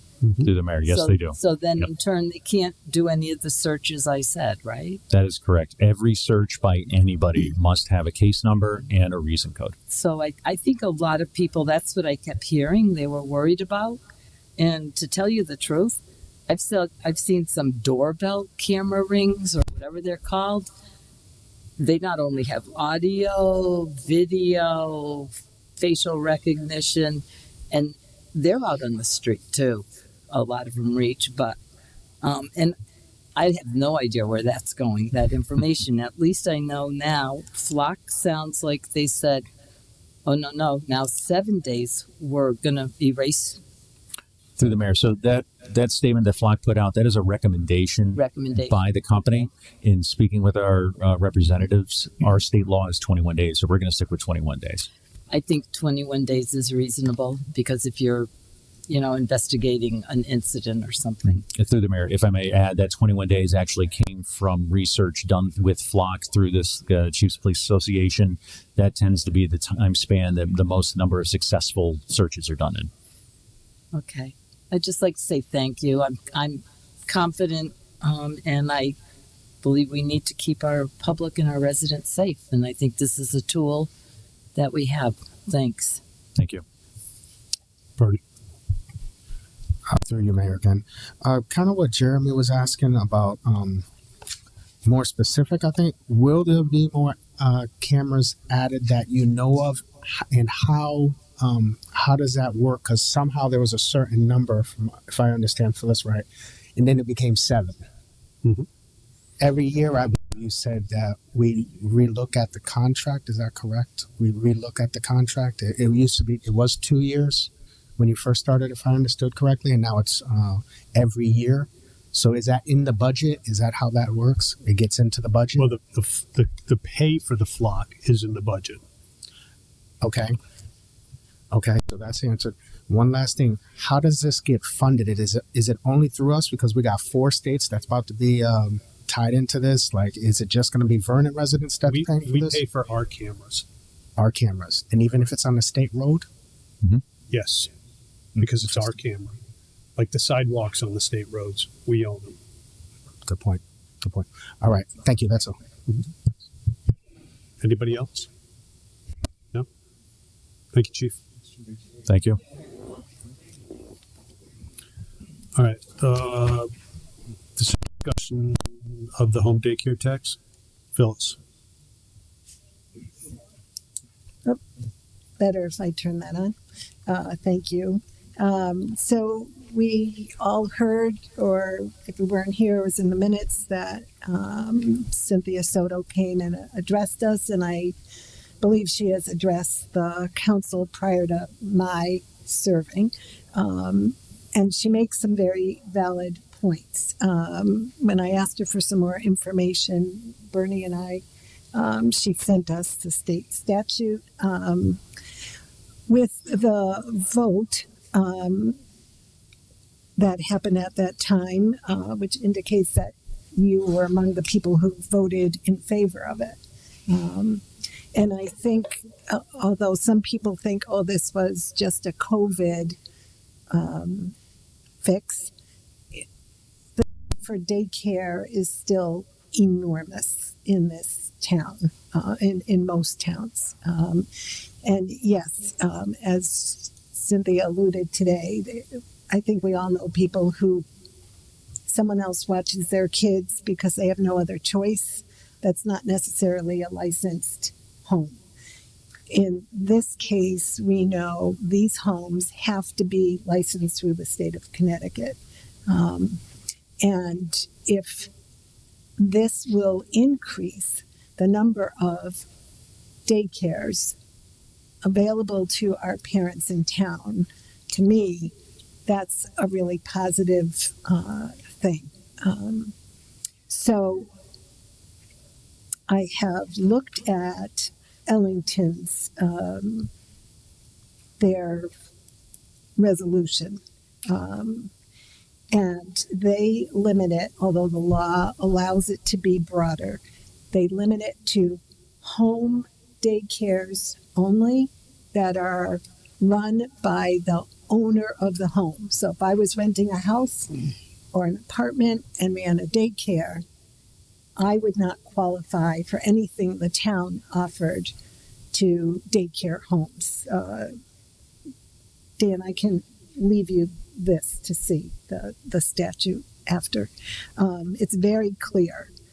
Only a home operating licensed in a owner-occupied home. And I am not going to put forward, we agreed not to put forward a motion at this time. I think it's something for us to think about.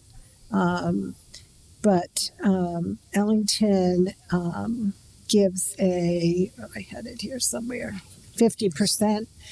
Coventry gives 100% tax relief on just the home, not the property. And South Windsor gives $1,000. So the way the law is written, we could decide if we're in favor of it. Anything from 100% tax abatement to, I don't know, a couple $100, whatever the body likes. But I really would like people to look into it, talk to people in those towns, whatever helps you get the information you have to make a decision.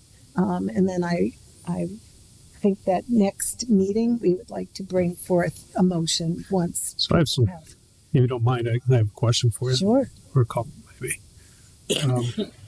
Is this a business that we're talking about? Yes, it is. It is a business. And it's something that you think that we need. Absolutely. Okay. What about other home businesses? It's a completely different. Hold on. You're asking the taxpayer of the town of Vernon to supplement the business. Yep. Okay. So, and I understand what your reasoning of this is, but there's a lot of home businesses out there that we're also short of things. And this is where it comes out to. We have a lot of seniors. We had people at the beginning of this meeting talking about the fact they can't afford things. I have seniors every single day talking about the fact they can't afford things, and other people talking about the taxes are just crushing them, and that you want the taxpayer to take up for a business to pay part of their taxes. And this is what, you're saying think about things, but this is something we need to think about. Mm-hmm. And then we start talking about other businesses such as electricians. There's not enough electricians out there. There's not enough plumbers out there. There's not enough dog walkers out there. And I understand, Bernie, what you're going to say. It's a different subject, and there's a law out there. But this also comes down to fairness as well. We shouldn't supplement any business in town unless we're going to give that supplement to every business in town. Well, then I would have to ask you, Mr. Mayor, with all due respect, you voted in favor of the law. Do you know why I voted for it? Because it gave the town the option. That's why. So each individual town can look at this and say, am I okay with allowing my taxpayers to pay for a business? I'd say especially people who can't even afford some of the food, and they're eating at the different locations that are handing out food. I would say we are not supplementing the business. We are providing, hopefully, additional spots for the children. That's my interest. Cynthia pays her taxes. I pay my taxes. We all do. But if it is enough of an incentive for someone to say, I could do this, and I could take half a dozen kids, it's all tied up with how old they are and how many kids you can have. But if we can say to our citizens, we are safeguarding more children who are in state licensed homes, and having run one, I know how rigorous that, and it's probably even more rigorous now, but they went through and they checked everything in our home to make sure kids in there were completely safe. And so if it eliminates kids, like I said, being sent to that's part of the job. That's part of her business. That's something that's required to do in order to, and same thing with everybody else that has a license. They are required to do that in order to do their job. Right. What I'm saying is that you're asking the people of the town of Vernon to supplement somebody else's taxes to run a business. To take care of children. That's my basis. What about taking care of my electricity, my plumbing, and the rest of it? I understand what about the two new facilities that just opened? Dan, Why would we you're mixing apples and lemons. No, we're not. We're talking about taxpayer money. It's like paying for our school system. We are asking everyone in this town to pay for our school system. Public school system. Yes. Not a private business. We are also asking them to pay for the offset for other people in this town who get tax rebates. The town which are not businesses. Has historically given businesses. There is a business in town that had a problem with parking, and it's got to be a dozen years ago, but this one I was very aware of. And they were looking to move out of town. So they came to the council, asked for a tax break to move across the street where they would have adequate parking. And I know there are other cases. That wasn't around my time. There were other cases. No, it probably was before you were, but I think you might have been on the council.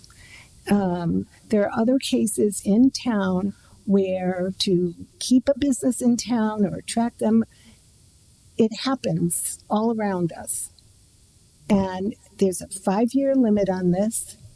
If right now there are, I believe, 6 that qualify, because there are some that are in a rented facility, so they would not qualify.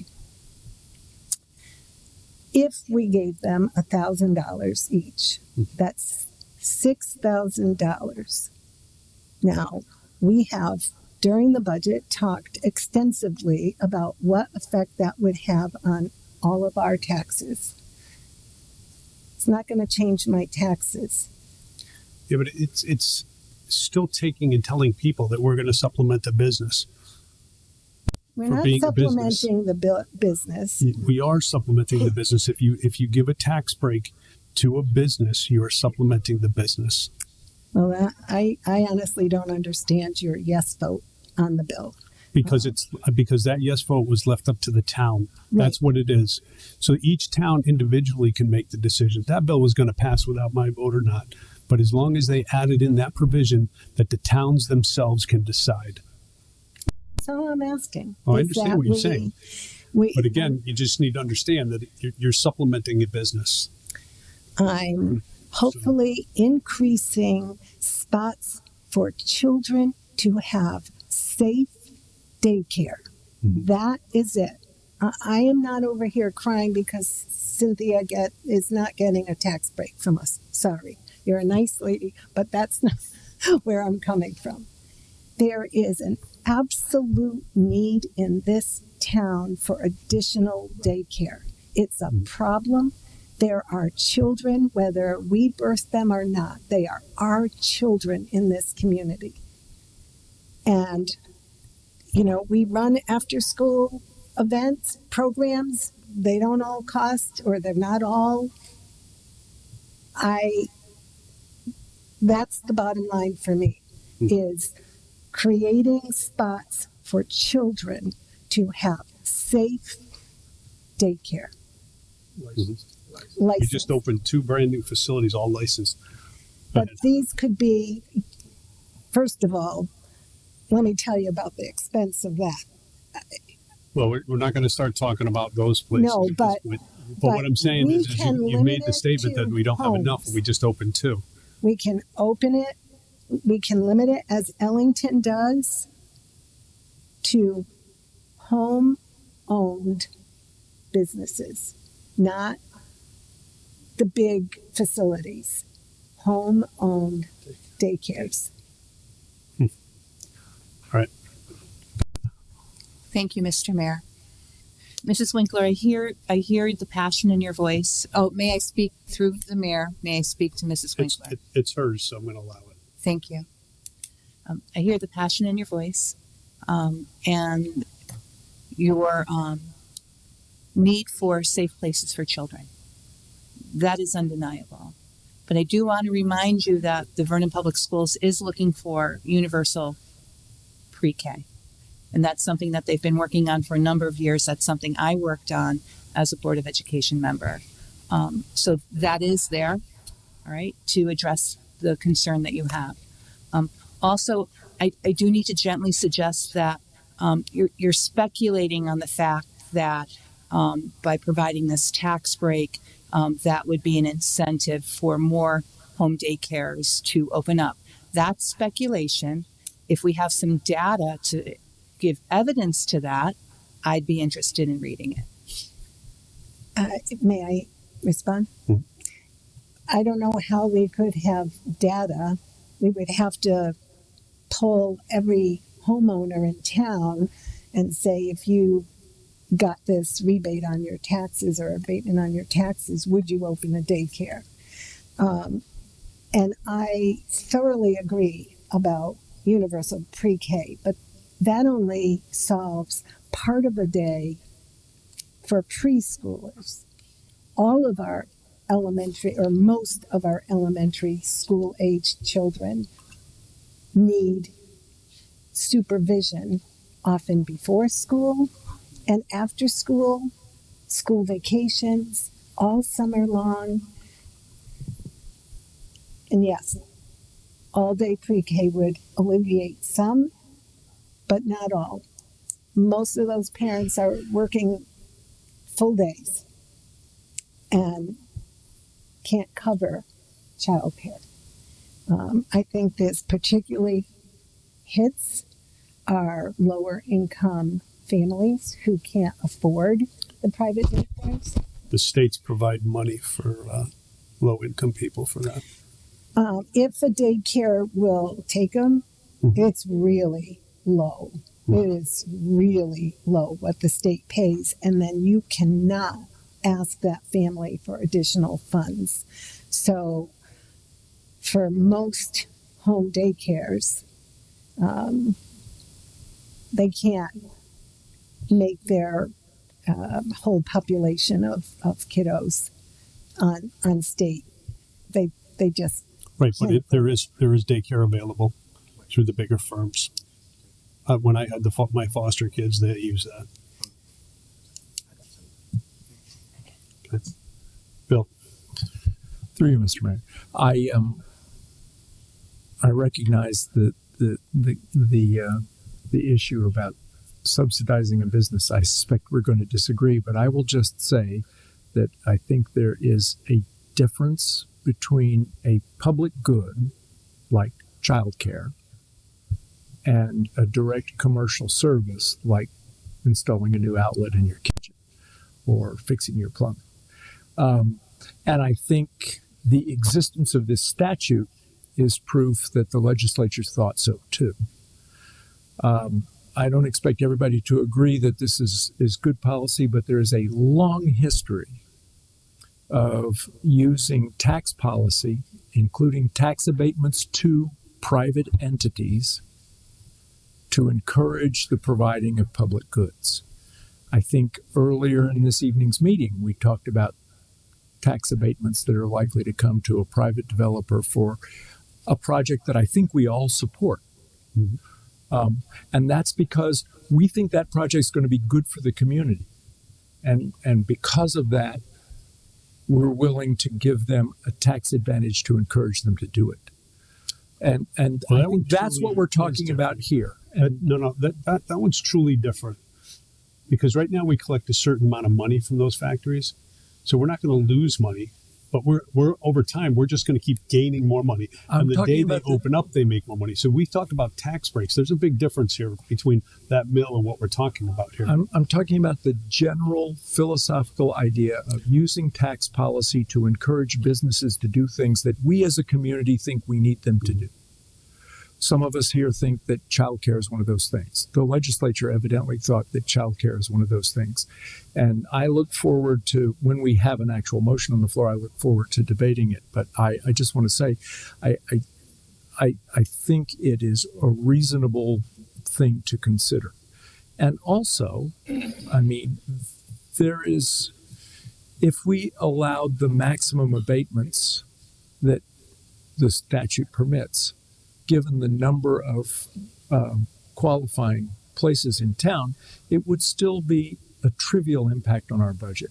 The kind of impact on our budget that we vote on routinely at almost every meeting.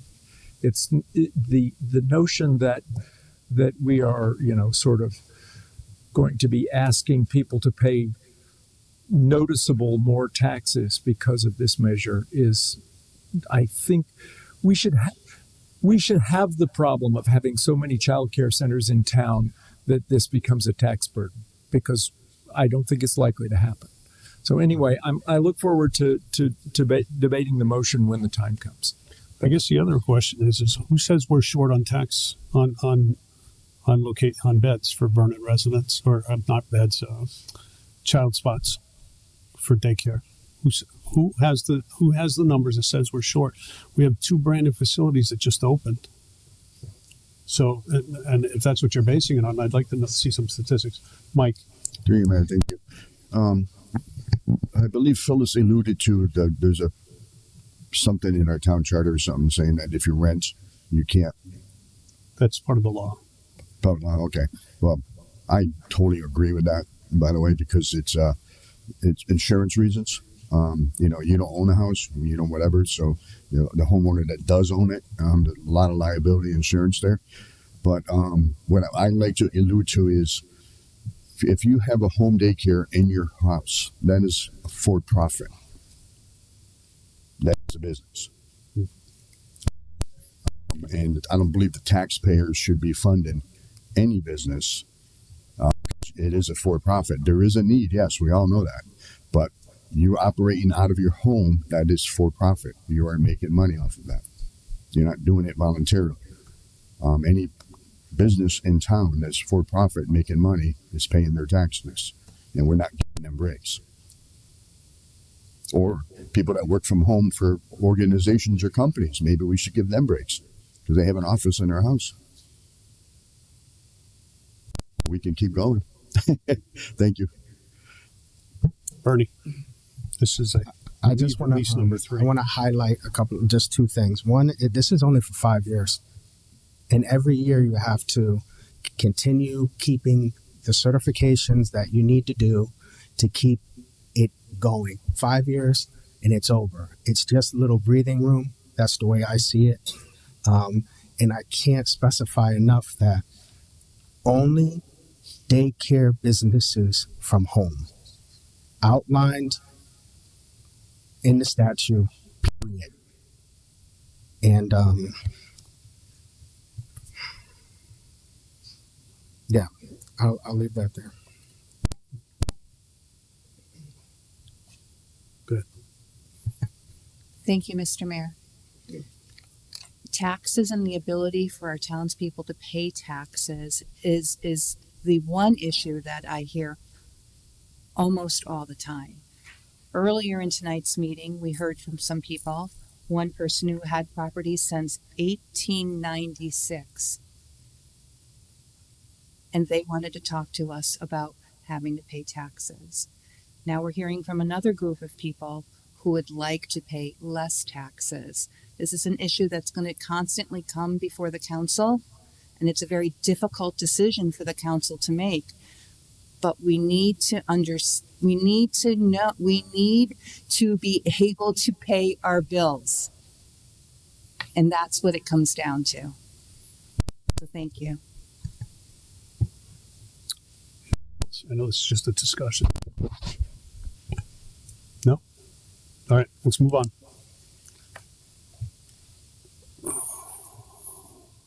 All right, this is about the youth services. Marty?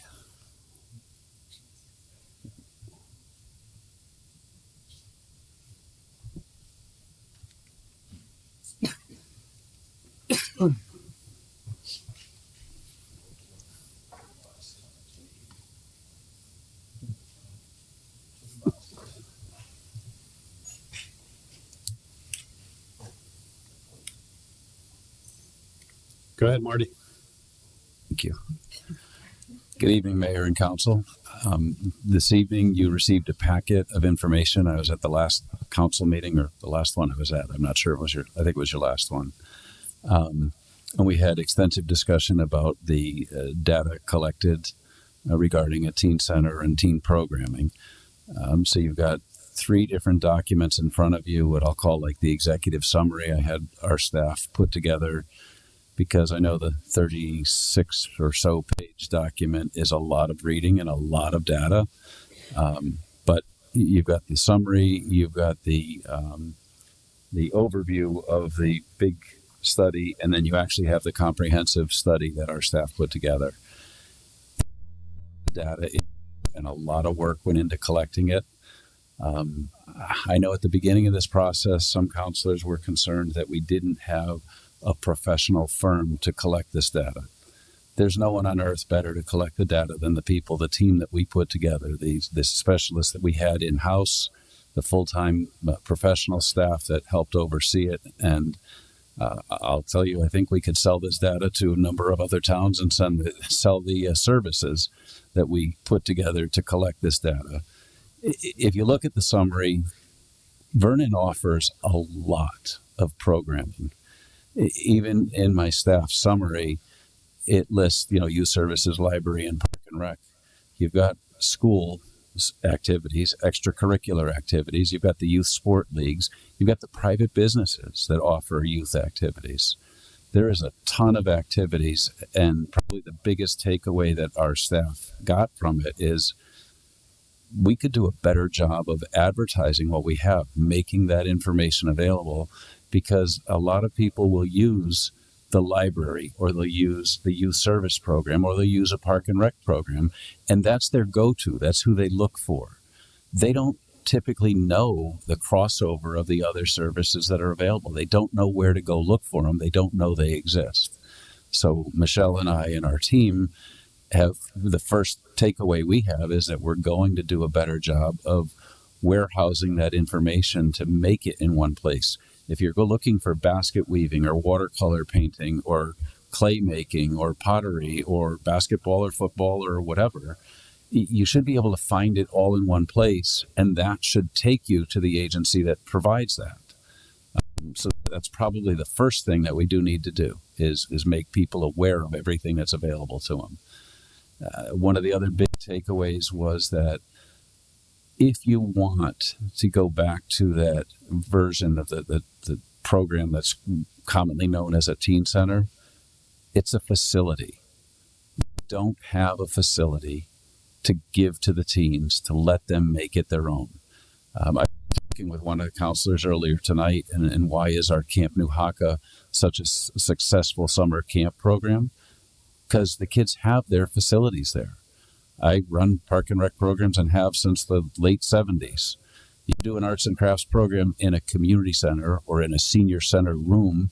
All right, don't spill the paint. The seniors will have a stroke when they see the paint on their tables. Camp New Haka, they have an art room. They spill the paint. They make fun of it. They put handprints on the wall and put their name and the date. Those kids take ownership of that program, and that is why it is a widely successful program. The teens want the same thing. Not necessarily to spill the paint, but to have their own space where they can be comfortable and they don't have to worry about, putting the books back properly on the shelf because it's their space. They come back next week or tomorrow or next month and things are the way they left them. It's okay. It's kind of like their room at home. How many of you had teen kids? Don't go in their room and clean it up. They don't want that. They like it the way they like it. That's part of teen psycho development, is they want their own space. We don't have it. So a long-term commitment would be, if you want to provide that, we need to look at developing a space. One of the other notes in the data here was that staffing is a huge challenge. Some of the counselors here tonight probably don't know, but we did, after the pandemic, Park and Rec did advertise for trying to restart the old style teen program that we had, the teen center. We didn't get any staff. We had one internal applicant and 0 external apply. Can't run a program if you can't get staff. We can do, creative recruiting. We can do some creative funding to get staffing, but the first thing is staffing. The second thing is a facility. The third thing is the schedule. When do you want it? Tuesday afternoon? On Friday night? Saturday night? After school? We've been told very clearly that the kids don't want their hangout place to be in the school because it's not their space. It's the educational space. They'll stay there for a program, an extracurricular activity, but that's not going to fill that need of a hangout space. So again, the schedule of when to do it. Okay, put the jigsaw puzzle together. Get the staff who can work the days and times that you want, and the kids that want to go those days and times, and a facility that is available those days and times, and we can do some enhanced teen programming. All of the agencies you have in town already doing teen programming do a tremendous job, and there is a very massive list of activities that are available. As I said, if we advertise those and put those warehoused in one place, I think that will dramatically improve the attendance or the availability of those programs to people. Because as I said, people who come to us all the time. They don't know what youth services offers. They don't know what the library offers. And the same for their customers. They don't cross over and typically know all of the other town agencies. I get people who still don't know how to participate in a youth sport. Every season, the youth sport leagues put up the signs on the 7 sign locations. They put up the lawn signs. I want to register for, football. Well, football starts like last week. Football is a fall sport, but a lot of new young parents don't realize you have to be a season ahead to register. Spring soccer starts registering in January. Education to the parents is learn the process of when to register for these programs, because if you call soccer in April, the season's half over. They'll take you and they'll put you on the team, but you've missed half the season. So I urge you to take a look at the data. We gave you a copy tonight. I do apologize for the short notice, but it was a matter of compiling it, reviewing it, and getting it to you. I wanted to get it to you before the meeting. I did 1 minute before the meeting, but before the meeting. There is money left in the account, as the executive summary shows.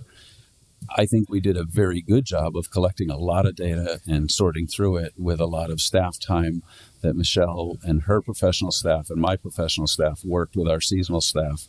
And I think you got a very valuable report for a very low cost. The money that's left is money the council gave us to collect this data. One way that we might consider collecting additional data would be to do some new or revisit some programs and use that funding as like seed money and consider it part of the data collection. Do we find a day of the week, a time of day, a location, and an audience of kids to come together and do it? That's part of the survey or the data collection process. Is there a need, and can we meet that need? And if we successfully do it, then we have to discuss how to fund it going forward. At our last discussion, we talked about cost of programming and the self-sustaining program funding model. It's got to be somehow the program has to be provided.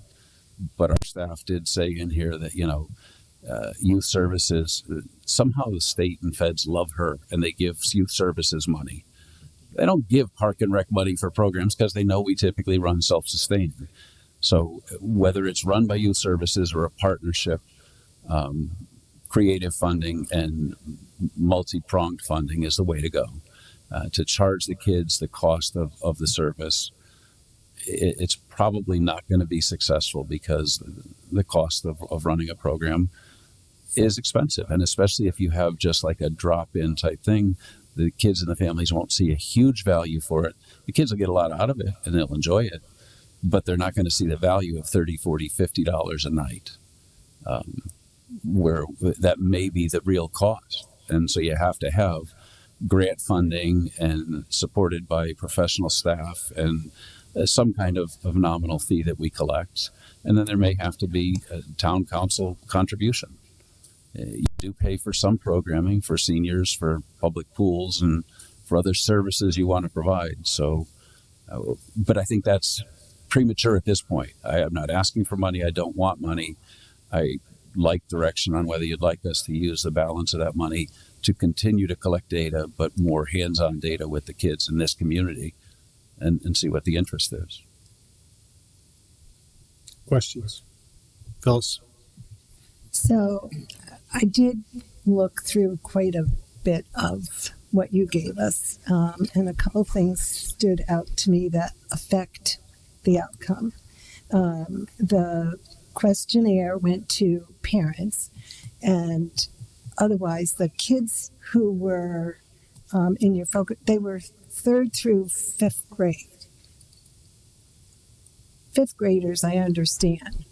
3rd graders is a whole different thing, but 6th graders were not included, 7th graders, and I think we would get more information and more enthusiasm from them. But even still, your summary says there was a really positive, yes, we want it. It was more than 50%.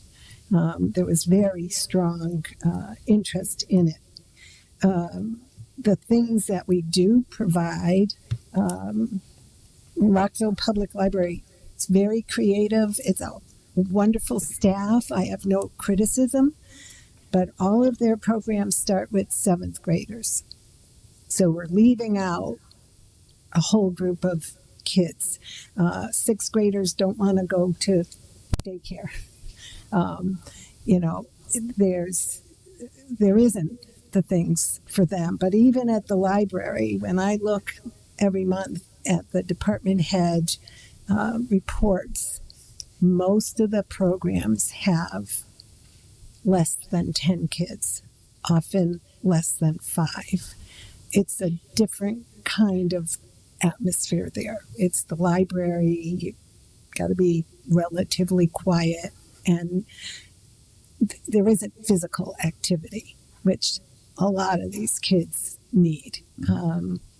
So that is an issue for me. I think if we instituted a teen advisory group, Michelle, you have some groups that work with you, and if we had some, geared towards this in the age range we're looking to serve. Third graders aren't going to a teen center. So I would like to see us stretch to the older kids. I think the true test is going to come when we start doing this in the fall. That's where you're going to get your true numbers. And I already talked to Marty about this and the fact that, when these kids come in, we have to start gathering data from them and just figuring out, what their backgrounds are. Is it a supplement? And on other days they do sports? Is this something that they just look forward to every single week? And they have nothing else? I mean, these are some important questions. Mm-hmm. And I think anytime that the kids are going in here, that's what we got to gather, because that's where you're going to get your true numbers from. Yep. You know as well as I do, no matter how you put this out there, you're going to get answers, but it doesn't mean it's the true numbers. So I think the true thing is going to come from actually opening it up. And, we were discussing this before about, what happens if we can't hire people. And we're talking about paying overtime. And we think we have 3 pools of people we can get the people from on overtime. And that would be Parks and Rec, Youth Services, and possibly the library. Those three groups, and we're hoping to actually staff it. And, if this goes through and we just don't think we have the numbers, but we're having people show up, numbers is like a statistical information, that we come back to the council, we ask for a little more money to run this town program for a little longer. But I think after a few months, they should be able to come back with something to tell us, are we heading in the right direction? Because, I took a couple courses on surveying, and I already read this, and I didn't like it. But if you look at the gathering techniques of any of this, when you ask for volunteers, you're going to get a specific type of group. You're not going to get all your numbers. So I truly believe that this is all going to come from opening that place up and gathering the numbers as we go. Well, 2 more things. One, which Marty mentioned, was communication. I didn't hear you. What? One important thing that Marty mentioned, and I totally agree with, is communication. Yep. It has to get to the kids and to the parents. The other piece is the funding. Mm-hmm. I paid, I'm aging myself, but I paid $2 for life to join the senior center, and now it's $10. That was a long time ago. It was. I signed up when I was 12.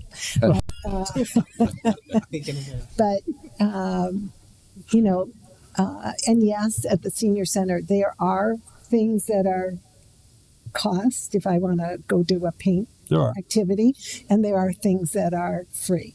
The part of the target audience for a teen center are the kids who can't pay for sports or other activities. Well, that's what we're guessing. Okay, and that's why I'm saying that we open and we get the information from the kids themselves when they show up. Not an intrusive thing, just asking a couple simple questions. And we've got to come up with what those questions are and how simple we can ask them, because I don't want the kid to come down every Friday night and have to answer this 50-page thing.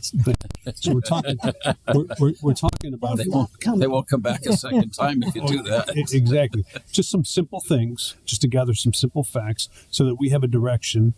And and we may be surprised with what we get. But I think that's where we're going to get the true information from. But I think we also need to know from the kids who don't come, why didn't they come? Yeah. And for some kids, it might be I'm busy or I'm home babysitting my younger sibling.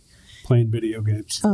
But for some of them, it's going to be you couldn't afford it, or transportation is another issue. So, and you know what, that could be, and you know what, that's somehow we've got to come up with that information. Coming up with that information. Yeah. All right. I need to take a break for a second. Can I have a motion to extend? Motion to extend curfew until we're done. Second. Seconded by Phyllis. All those in favor? Unanimous. Go ahead. So, with what we have, it was a really positive response to wanting it. And of course, for the kids, they don't know about the money or, they're not thinking about transportation. But what I see in here with your data and the graphs is the kids want it. Again, I wish, sixth graders, even seventh graders, who would talk about what they wish they had had. And I would remind us all that I think the program you ran prior to COVID was a success. Talking to parents, talking to my former students, they loved what happened, even though the facility is not optimal. And one thought you were talking about, well, we've got 4 spaces, we'd have to have 4 people. Maybe the gym is only open for part of the time and a different room is closed and you could do it with one less person, being a little creative there. But I'll look forward to the implementation. And are you thinking about using the former teen center space? I got to tell you, it kills me every time I drive by there, and that's where it will be. I drive by there almost 3-4 times a day because I live behind there, and it still says teen center. There are people who have said to me, "What are you talking about? We have a teen center. I see the sign." Well, it's worse. It used to be called the Y, and it's not the Y anymore, so, That's true. So, can you give us something more concrete, or is it too soon, of what you would be doing for this trial period? Yeah, through the mayor. I think that our plan is to reestablish something similar to what we had in the existing space. That space is heavily used by Park and Rec programs. The teen center space that we rent from the Center 375 account, we use that for a lot of programming and a lot of private meetings and stuff. So the space is used. It's not sitting idle because the teen center is not using the teen space. But we would definitely use that space. I hear you on potentially limiting hours of part of the facility to cut on the staffing. That's going to limit the number of kids. So if you want to make it open, and it may also limit the interest from the kids. You say the gym is only open for the first hour and a half, and the second hour and a half it's going to be closed. Those kids might leave because they're there for the gym. So I would prefer to staff it to its fullest ability of programming, give the kids the opportunity to use it, experience it, try it, tell us what they like, figure out what they're using, what they're not using, what we can enhance. And I would say we resurrect something very similar that you have identified as successful prior to COVID. We try that. I think what you need to do is, and John's just said he's going to work with you on this, you have to come up with a plan and bring the plan back. Yeah. I'm hoping that, we start looking at possibly having our first night in September.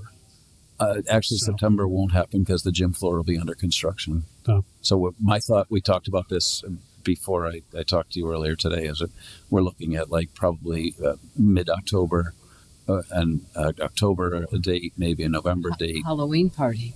Right. And something like that as we get, but we want Well, the just gym bring floor. bring us something back. If you don't bring it back, just give us something. Yep. But work with John. Right, Patricia. Thank you, Mr. Mayor. I need to say, Mr. Mayor, that I'd like to participate in the conversation that we're having right now, but I got this report just before I sat down at my desk. It's over 27 pages long. Honestly, I can't even comment on it. I need to bring it home. I need to sit down. I need to read it. I want to honor the people who took the massive amount of time to put this information together, not to mention the over $3,000 they spent to do it. So if we could maybe talk about this again after I've read the report, that would be helpful for me. Anybody else? Through you. Thank you, Marty, for your presentation. But the last time you were here, you did most of the presentation. Tonight, you're doing most of the presentation. I would love to hear what Michelle has to say. Okay. Through the mayor. So, specific to anything, first, the library does have a youth advisory board. I didn't know if you're familiar with that, but they do. And, I think one of the things that we had talked about was, yes, we collected a lot of information, but we need to get the kids, as you had mentioned, that are going to be participating, we need their input. And so to get them involved in programming the way that we had done, we're going to try doing the teen center, getting the staff that we need. We can ask them more about what they need. And then we'll have the audience that we really need to reach, because those are the kids that we would be serving. So do you feel that we need more programs or an actual center, facility, a building they can go in and out of, or just more programs in place? Yeah, through the mayor, we do have a lot of programming. I think we need to find out from the kids, can we offer them what they're looking for? Do we have a space for them? That, as Marty said, I agree, kids need a space that, they don't have to share with another age group, and we can make it their own. So that is a definite factor. In the study, you'll see that the teen centers that were the most well attended was South Windsor and Mansfield, and they have this amazing facility just for teens as part of their larger community center, but the rooms they have are dedicated to teens. But it's the same thing. It is a large facility with rooms just for the teens. It's not their own facility. Oh, yes, and, I'm sorry. And when you look at the Mansfield one, that Mansfield one also includes enough areas for the parents to be there at the same time as the kids. It's massive. Right. But so, those are some of the things you also have to look at. And the same thing with the one in South Windsor. It's more than just, the teens. It's basically the family. And it's a larger community center, correct? Right. I noticed in the summary, Patricia had stated, there is a lot of reading here, but going through it quickly, sitting here, I did notice where most of the facilities that you surveyed are programs within. So it's not like a freestanding space. So they're mainly programs within their rec or their center or whatever the case may be. A lot of them have programs as opposed to freestanding buildings. Right. Thank you. Tal? Thank you, Mayor. Thank you for coming again. So I didn't get a chance to read the 27-page either. So, but I did look at the conclusion. It seemed like that you did a lot of work that went into this, and the conclusion was, I guess, it was successful with all the towns that have it, right? And that there was there's a certain consistent theme among them, right? And I guess we know what that is, right? What is that theme that you think encompass or make them successful? Yeah, I'm not sure if I'm understanding your question through the mayor. What was the common theme in the programs that we looked at? Yeah, because it said here that you're looking at this facility and there are clear, consistent themes. I'm not sure I understand what that theme is. Through the mayor, I think they're listed. If you didn't get a chance to read it all, it's completely understandable. But it was having diversified funding, it was having a dedicated space, and it was having obviously well-qualified staff. I think those were the common things we found that we need to. So there's no one certain grouping. So going forward, I know like Terry was mentioning that this is the fourth time you've been here, and thank you for putting up with us. But what I want to I'll see you next time. next time too. So my question is like, so I know that we ask question and we're going to ask more question, and I don't know what the answers are going to be, but do you have a vision for what you want this to be? What is it that we need to go and do, and present that vision or that framework for how we think Town of Vernon could benefit from a program like this? Then we can say, hey, this is what we're proposing. What are your thoughts on that? So we narrow that scope down once you establish that vision.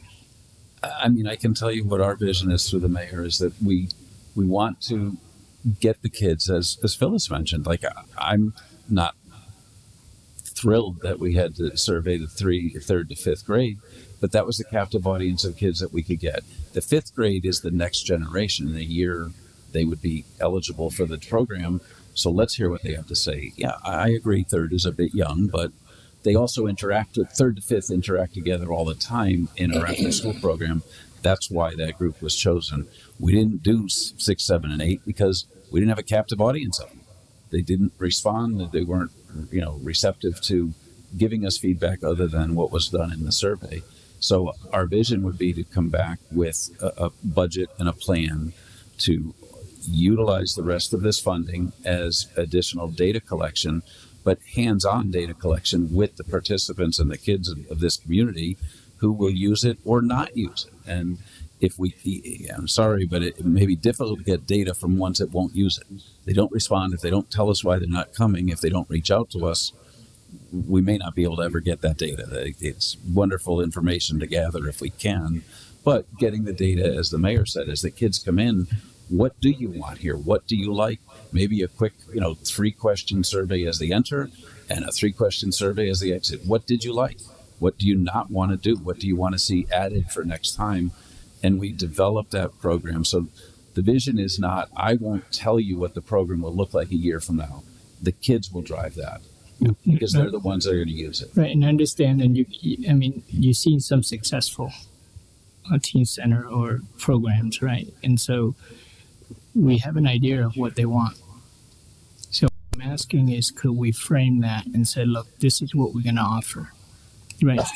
I know you're saying that the vision is to come back after you spend that money on additional stuff. Well, that's just another step you're going to do. But what is the overall vision? Let's say that you come back and there's support for this team center. What does that team center looks like? How would you go? What is the next step? That's what I'm asking. I think at this point, what we're talking about is actually getting information and continuing to run it where it is. If you look at the long vision here, there may be a facility opening that we can utilize in the near future. It's going to require some work, but I don't think it's not as bad as actually building a whole new building. And that's what I'm trying to get. That is something for the future.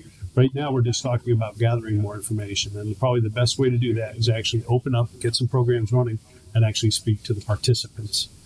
And that's how we're going to get more information. No, I understand. No, and that's the overall vision of what we want to do as the teen center, right? And I think you have the data. So I think on that is to say, okay, one of the vision is to have a pilot program, right? To do certain things, that kind of stuff, right? That's the kind of thing that I'm looking for, so that we can fund that if we need to go beyond the 6,000 or whatever we have left. Right. So I'm looking more, but after the 6,000 is spent. Well, let's gather the information first, and then we'll be back. All right. Thank you. Bill. Thank you, Mr. Mayor. You just said something that actually keys into what I was going to say. The possibility that there might be a facility we can use, because I've listened to this meeting's presentation and the previous presentation. We talk a lot about, and I've skimmed what I can of this and read the executive summary.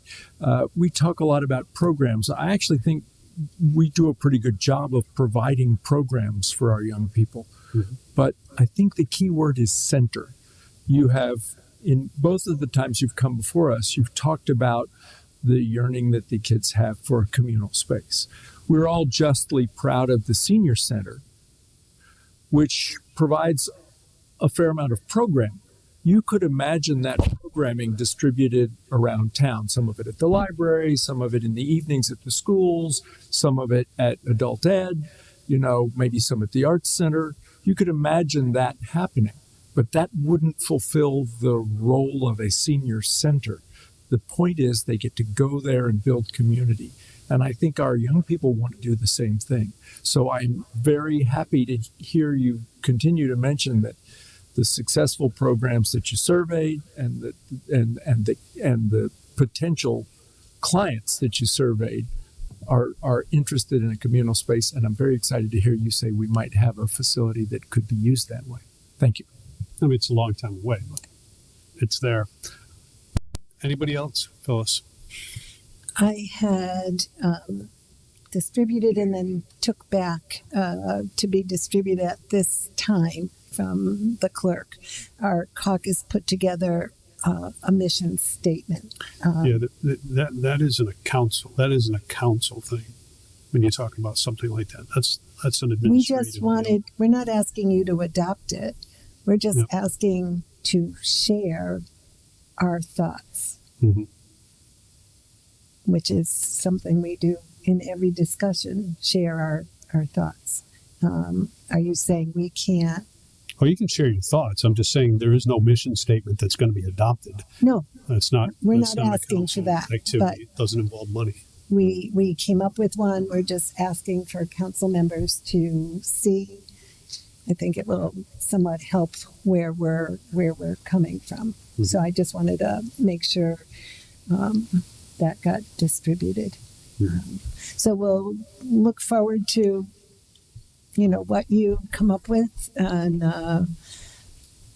for when it, actually gets started. And like I said, given the success of the programs you run in both departments and the success you had with the teen center, I think it's something that's going to be a winner. Kids want that space. They want that time, including some unstructured time.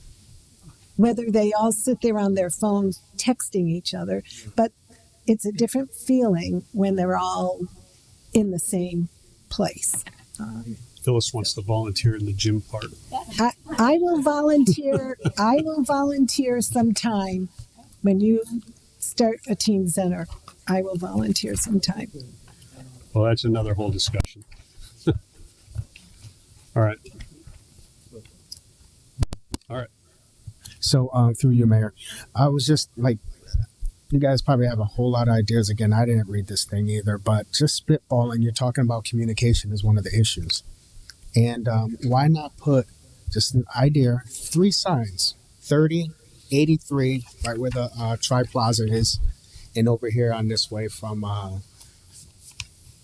Dart Hill Road, or it could be over where Stop and Shop is. I see a lot of big signs there. Teen Center, who wants to be involved? Anytime a town event happens, we always advertise like that. Yes, you will. Okay, that's perfect. Thank you, Mayor. I think you guys are the ones that control that, right? Yeah, the 7 sign locations around town, we schedule them and we regularly put up signage for the community events that we do. And then the private organizations rent the space at a minimal fee to advertise their programs, like the soccer club and 4-H and whoever. So we could utilize those, but the targeting our distribution group and the school distribution group. All right, we got you. Yeah, we get a lot of exposure with those emails. Okay, the answer was yes. We can do that. Chairman? Yeah, very brief. I go into overtime at midnight, so that's why I'm trying to get you out of here.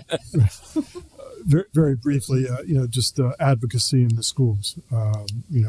Parents, teachers, staff, children in the schools to advocate the program. Say, come on down. That's all. That's a whole conversation with the new superintendent. Yeah, just a suggestion. Just planting. Yes. Right. Let's move on. Till we see you again. Bye. Thank you. See you next month. It's before midnight. Get out of here. Well, this is supposed to be a brief summary. Yeah. All right. So Terry wants to number 7. Terry, we're going to be pulling that one. we'll be coming Yeah, back to that. I'm pulling number 7 so that we can move it to our meeting of, I want to say 9:15. Yeah. Yeah, so to our next meeting for 9:15, and then it can be a presentation, and Jeff will be a little bit more prepared to speak in any questions that we may have. Yep. For him. Does not need it. No, there's no motion for it. We just Person who put it forward wants it pulled, they pull it. All right, let's go to the next. This is on the next one before Marianne reads it. She's not reading anything. I'm going to comment on it Okay. first. So It involves the street I live on, so I am recusing myself for that purpose. really, it's just an information thing anyway. Well, I That's still okay. think Go it's ahead. better, as you would say, optics. No, you're right. You're 100% right. I'm happy you picked up on that.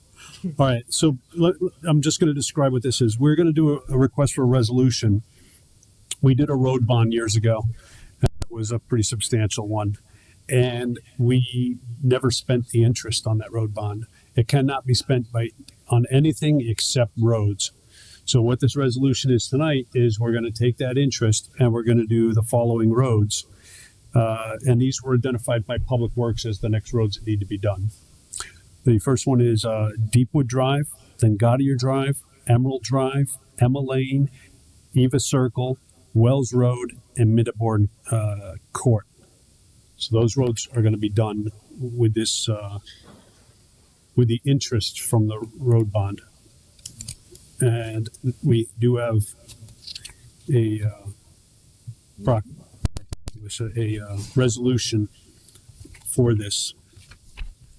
Does she have you do have a motion? Yes. Why didn't I get these motions? Well, that's what I said. Go ahead. Be it resolved, the town council authorizes the modification of the project scope in regards to ordinance number 299, road construction improvements project, to include the following town roads: Deepwood Drive, Gaudier Drive, Emerald Drive, Emma Lane, Eva Circle, Wells Road, and Middeborn Court. Full resolution is in the council packets. Second, anybody? Second. Mike. Seconded by Mike. All right, any questions on what we just put forward? Mike. Thank you. This X money that we have from the interest, will this cover all the expenses for that? Yes. Right. And how much of the percentage is our town employees going to be contributing to this? How much are they going to do the traffic direction again? No? Thank you, Mr. Mayor, for this opportunity on this road bond. In regard to Public Works, we'll be assisting outside contractors with some traffic control, replacing basin tops, and repairing curbing, other things related to the roads that are going to be worked on. So that's just the basin tops and the curbing, no asphalt. That's for the contractor. Okay, so is this going to be like a total tear down? Through the mayor, this is going to be a mill and pave on most of these roads? Mill and pave, okay. Thank you. Tricia? Thank you, Mr. Mayor. Through you, is the Wells Road you're speaking of off Taylor? Yes. Correct. Then I believe that road is spelled Welles. It's just a typo in the resolution. Through the mayor, I didn't write that. I like that. Good comeback. So we'll make a motion to correct it in a second, Mike. Yeah? All right. Yep, accept. Got it? All right. Go ahead. thank you, Mr. Mayor. And then regarding Mittenburn, why was that road selected? That was not done in the road bond. That was done over several years ago, and the road is in poor condition. It's got cross-sectional cracking, longitudinal cracking, and alligator cracking. And I think it's lived its useful life. I think the road's over 25, 30 years old. And how many houses are on Mittenburn? Through the mayor, my guess would probably be maybe 5. Thank you. Tal. Thank you, Mr. I just want to add this could cover in, could we allocate some of this to some of what we talked about earlier before, or you regarding the ramps and stuff like that, or is that's already covered by something? No, this money has to be directed exactly for the roads. Nothing can't be used for anything else because of the way it was bonded. Even walkways. Nope. So this was bonded money specifically for roads, and that has to, all the bonded money has to go towards the roads, including the interest. So the attorneys that are covering the bond are the ones that contacted us and basically said we need to spend this and close this off. And this will close it out. Yeah. We should have our roads. Somebody told me I have to spend money on roads. No. Thank you. You're welcome. Good. Thank you, Mr. Mayor. Through you, I see that you're doing Ava and Emerald. Mm-hmm. Gem is right in that area. It's not a very large road. That road's okay right now? That can wait a while? We only had so much money left in the road bond. But we can definitely look at Gem, see if it can be done allocating other funds. I only mention it. Certainly, I am not an expert in this area. It's just when I looked at a map, Gem was right next to those two roads. They picked the worst roads. It's not by where the location is. Thank you. Anybody else? All right, all in favor? Yes. Thank you very much. Thanks for coming back. What? Yeah, oh, I'm sorry, Winkler abstained. Sorry, I almost forgot. Somebody would have came back and said, wait a second.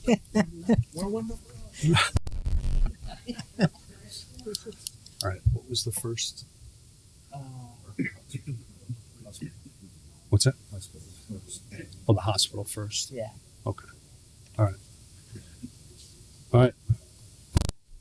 I think you basically outlined everything before you actually made the motion. So, but at the last meeting, John was there. I couldn't make it. I was out of town, and the one in Manchester, and they had stated that they are coming over this way.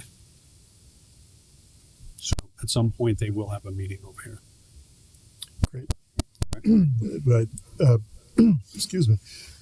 Thank you. Yes, and I did, not knowing the protocol, essentially make my statement before presenting the motion. You just went instead of this much, you went this much. We learn from everything. Don't worry about it. So I'm happy to hear that they made that statement in Manchester. But I still hope that we can have a representative come to town council. Yeah, I think he'll be at the meeting. He probably won't be at the town council.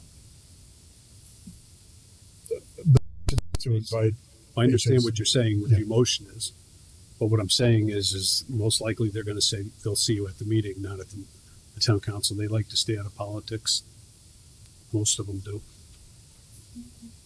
So. But we do have a motion on the floor and seconded. So unless You do. Jeremy and I. And that motion was to ask me to ask them. Mhm. Right. So you asked. You saying you will ask them? I've got to talk to the hospital anyway. They've called me twice today, so I've got to see why. I will let them know what your request is. But I'm more interested in them coming for the meeting. All right. Anybody else?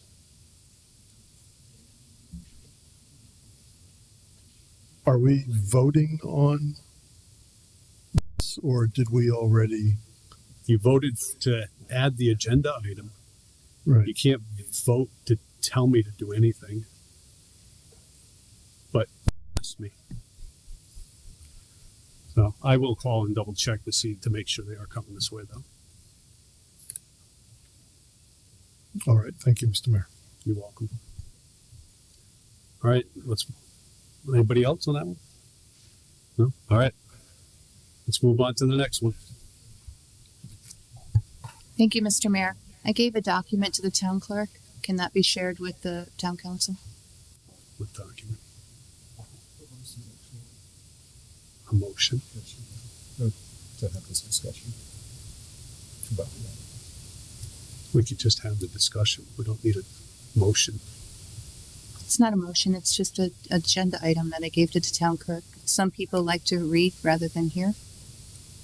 I'm a teacher. Multiple modalities. You are correct. Oh, it's the same thing that you said when we dropped that document. You are correct. We had no time to read your document. Throwing it at the last minute sometimes is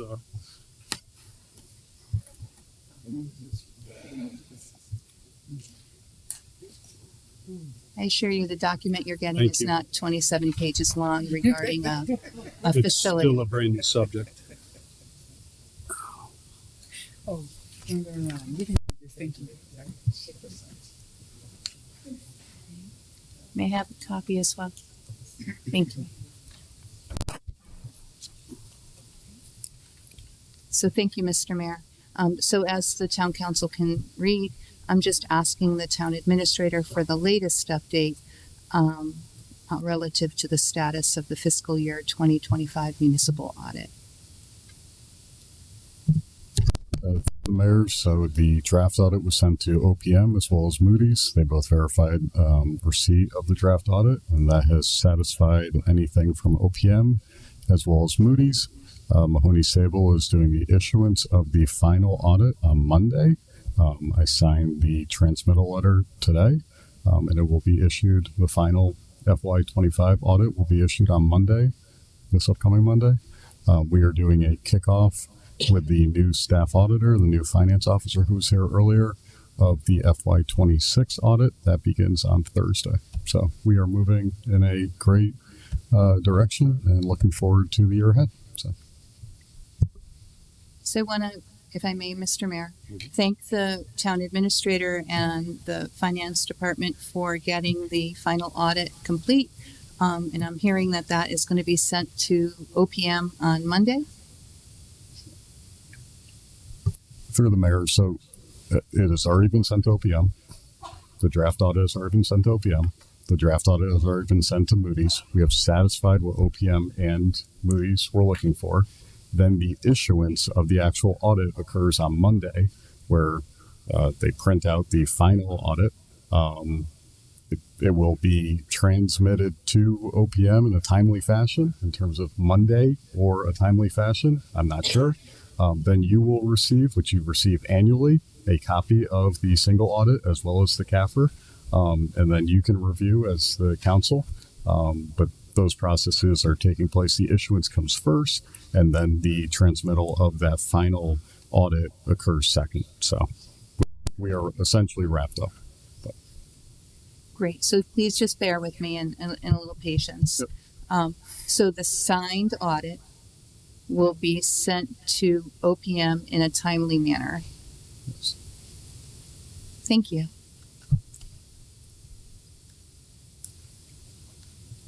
Anybody else? Mike.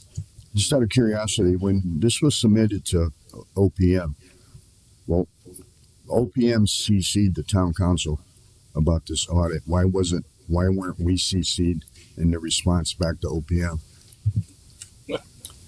Well, putting it mildly, OPM never should have sent anything to the town council. What they should have done is asked us where we were in this, and they didn't. So it's, to me, that's the state of Connecticut, again, overstepping where they are, and instead of making one phone call and finding out that we were right on course, they decided to overstep and reach past the people actually doing the audit. Right, And we already called them up and had a conversation about that. Because I was just looking for an update and never got one. So yeah, well, you just did. So now we're 6 months into the new year for the next audit, right? Are we going to be on track to finish this one on time with no extension? We hope so. I mean, I'm thinking as a council. What damaged the town? With this audit, what damaged the town? What damaged? Yeah, I mean, the way it's being presented, like there's this massive problem. What was the massive problem? I realized there was a massive problem. I'm just saying we're that's how it's. We're obligated to turn in the financial really reports we're on a on certain mark with time. everything, even though we had an extension. Well, I mean, I feel going forward, because this is the second year in a row that the council itself. It's actually we've asked for an extension almost every year. Yeah, but it's the second year in a row that we've received nasty love letters. Exactly, because somebody new at OPM and they shouldn't have been sending them. It's within our authority as a council to create a subcommittee and to set benchmarks and get reports to be updated on these type of things. And you're getting an update. We just gave you another update. We're giving you an update every single week. And we just told you that the 26 is starting this week. It's due in March. And because of our auditor within finance, we're hoping to have that done on time. But it's still within. There's been a lot of changes in finance, as you know. I know. And probably more than most. Yeah, well. But it's still inside information given. It's still within our authority to form our own subcommittee and set benchmarks and stuff like that for reporting to us, because finances is important. You know. Yeah, but your wife part of our position. Finance, and you shouldn't be doing anything because of any type of information that you're getting out of finance. I don't get anything out of finance. Okay. Why? Hold on. You have a relationship through finance. That's what I'm saying. Well, I'm married to my wife, yes. Right. But that's our personal. You know, I mean, I'm not getting any information out of finance. Okay. I mean, I know she works there, and I know that you've had a lot of turnover and stuff recently. We have a lot of retirements and a lot of people who don't want to do the new updates that we're doing down there. That much I know, but I mean, as far as talking shop, she really doesn't want to talk about anything to do with the town when she gets out of work. But let alone hear my jibber jabber. But so I'm just concerned going forward that we stay on track with this, and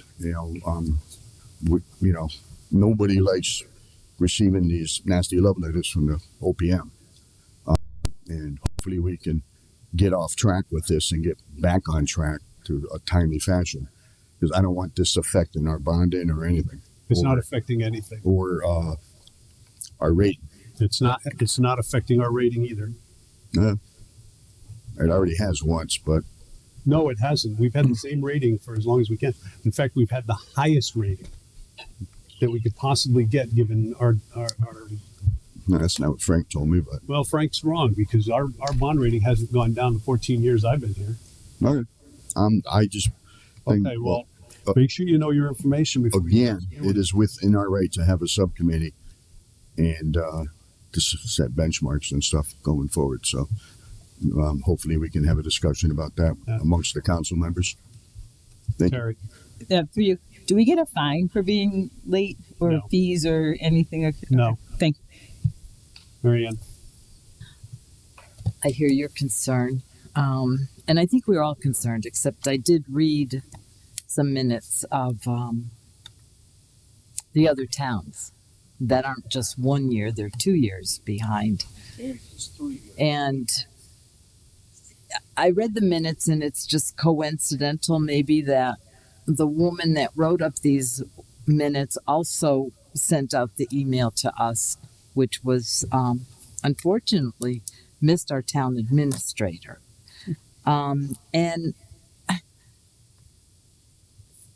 we are going to be late every so often. We have a whole new crew down there, and they're working hard. They're learning new things. There's new procedures that they're doing. I have high confidence in all of them, and I think they're going to pull through, and we're going to be good. So thanks. And I agree. I think once we update all of our computer systems, and what we've been talking about for years, I think we're going to be a much better location, much better way. And our auditors have been pushing this, and our auditors are very excited about what we're doing. John, did you have something to add? Through the mayor, so over the last 37 years during the Frank Zickus time, traditionally, except for the last 2 years, we've kicked off the audit cycle anywhere between 8:15 and 8:20. So I'm proud that we are starting the audit cycle between 8:15 and 8:20. So we have fully caught up, which is a testament to the work of the folks who have departed, as well as the folks that are currently in the seats down in the finance department. So I really am proud of the work that they've done to bring us back to the timeliness that happened during those transitions. Right. And we pretty much have kept this town council advised on everything that's happening downstairs. And everybody knows exactly what's going on. Bernie. I just publicly wanted to say, through you, Mayor, that I wanted to congratulate your team for all the hard work that they have been doing, led by you. And I hope and I believe that the system, as you were saying, Dan, is going to really propel this and going forward. So I believe in you guys, and thank you. Anybody else? Mr. Mayor, thank you. I just want to, maybe I misunderstood. The town administrator has been providing us updates, and I thank him and I thank his department for all the work that they do. But the updates have been provided because an agenda item has been added to the agenda by a counselor. It has not been a standing item on the agenda. If that's something that people would like to consider, maybe that would ease some tensions. Thank you. Anybody else? Phyllis. John, I'm looking forward through you to the new technology innovation, including our new email. So I appreciate what you're bringing to us. And maybe as these things are rolled out periodically, when it seems appropriate, to just say the staff loves it, this is going well, whatever. We are very excited about the new staff down there and what we're seeing coming out of there. Yeah, so I think it'll be a chance to brag on the department. That's what I anticipate, that you come to us with. Bragging is always good because they take that much better. Yes. Yeah, go ahead. So just in comment to Councilmember Winkler, so I do intend to give you folks a preview of the new budget because it's going to look a lot different than the prior year budgets. Yep. So kind of a run through of how that looks. It will still have the detail of the line items that you folks need, but it will look different. So having some trainings is something that the budget tool that we are ClearGov that we're using, we'll figure out times to schedule that, but it's very exciting. Thank you. All right. Let's do the minutes. The town council waives the reading of the minutes of the regular town council meeting of July 21st, 2026, and moves to approve said meetings. Second. Said minutes. Minutes. Oh, minutes, sorry. Second. Who seconded What it? did I say? Terry. Okay. All right. Are there any corrections or deletions to the minutes? All in favor? Unanimous. Motion to adjourn. Second. Terry, seconded by Terry. All those in favor? Unanimous. All right, let's get out of here.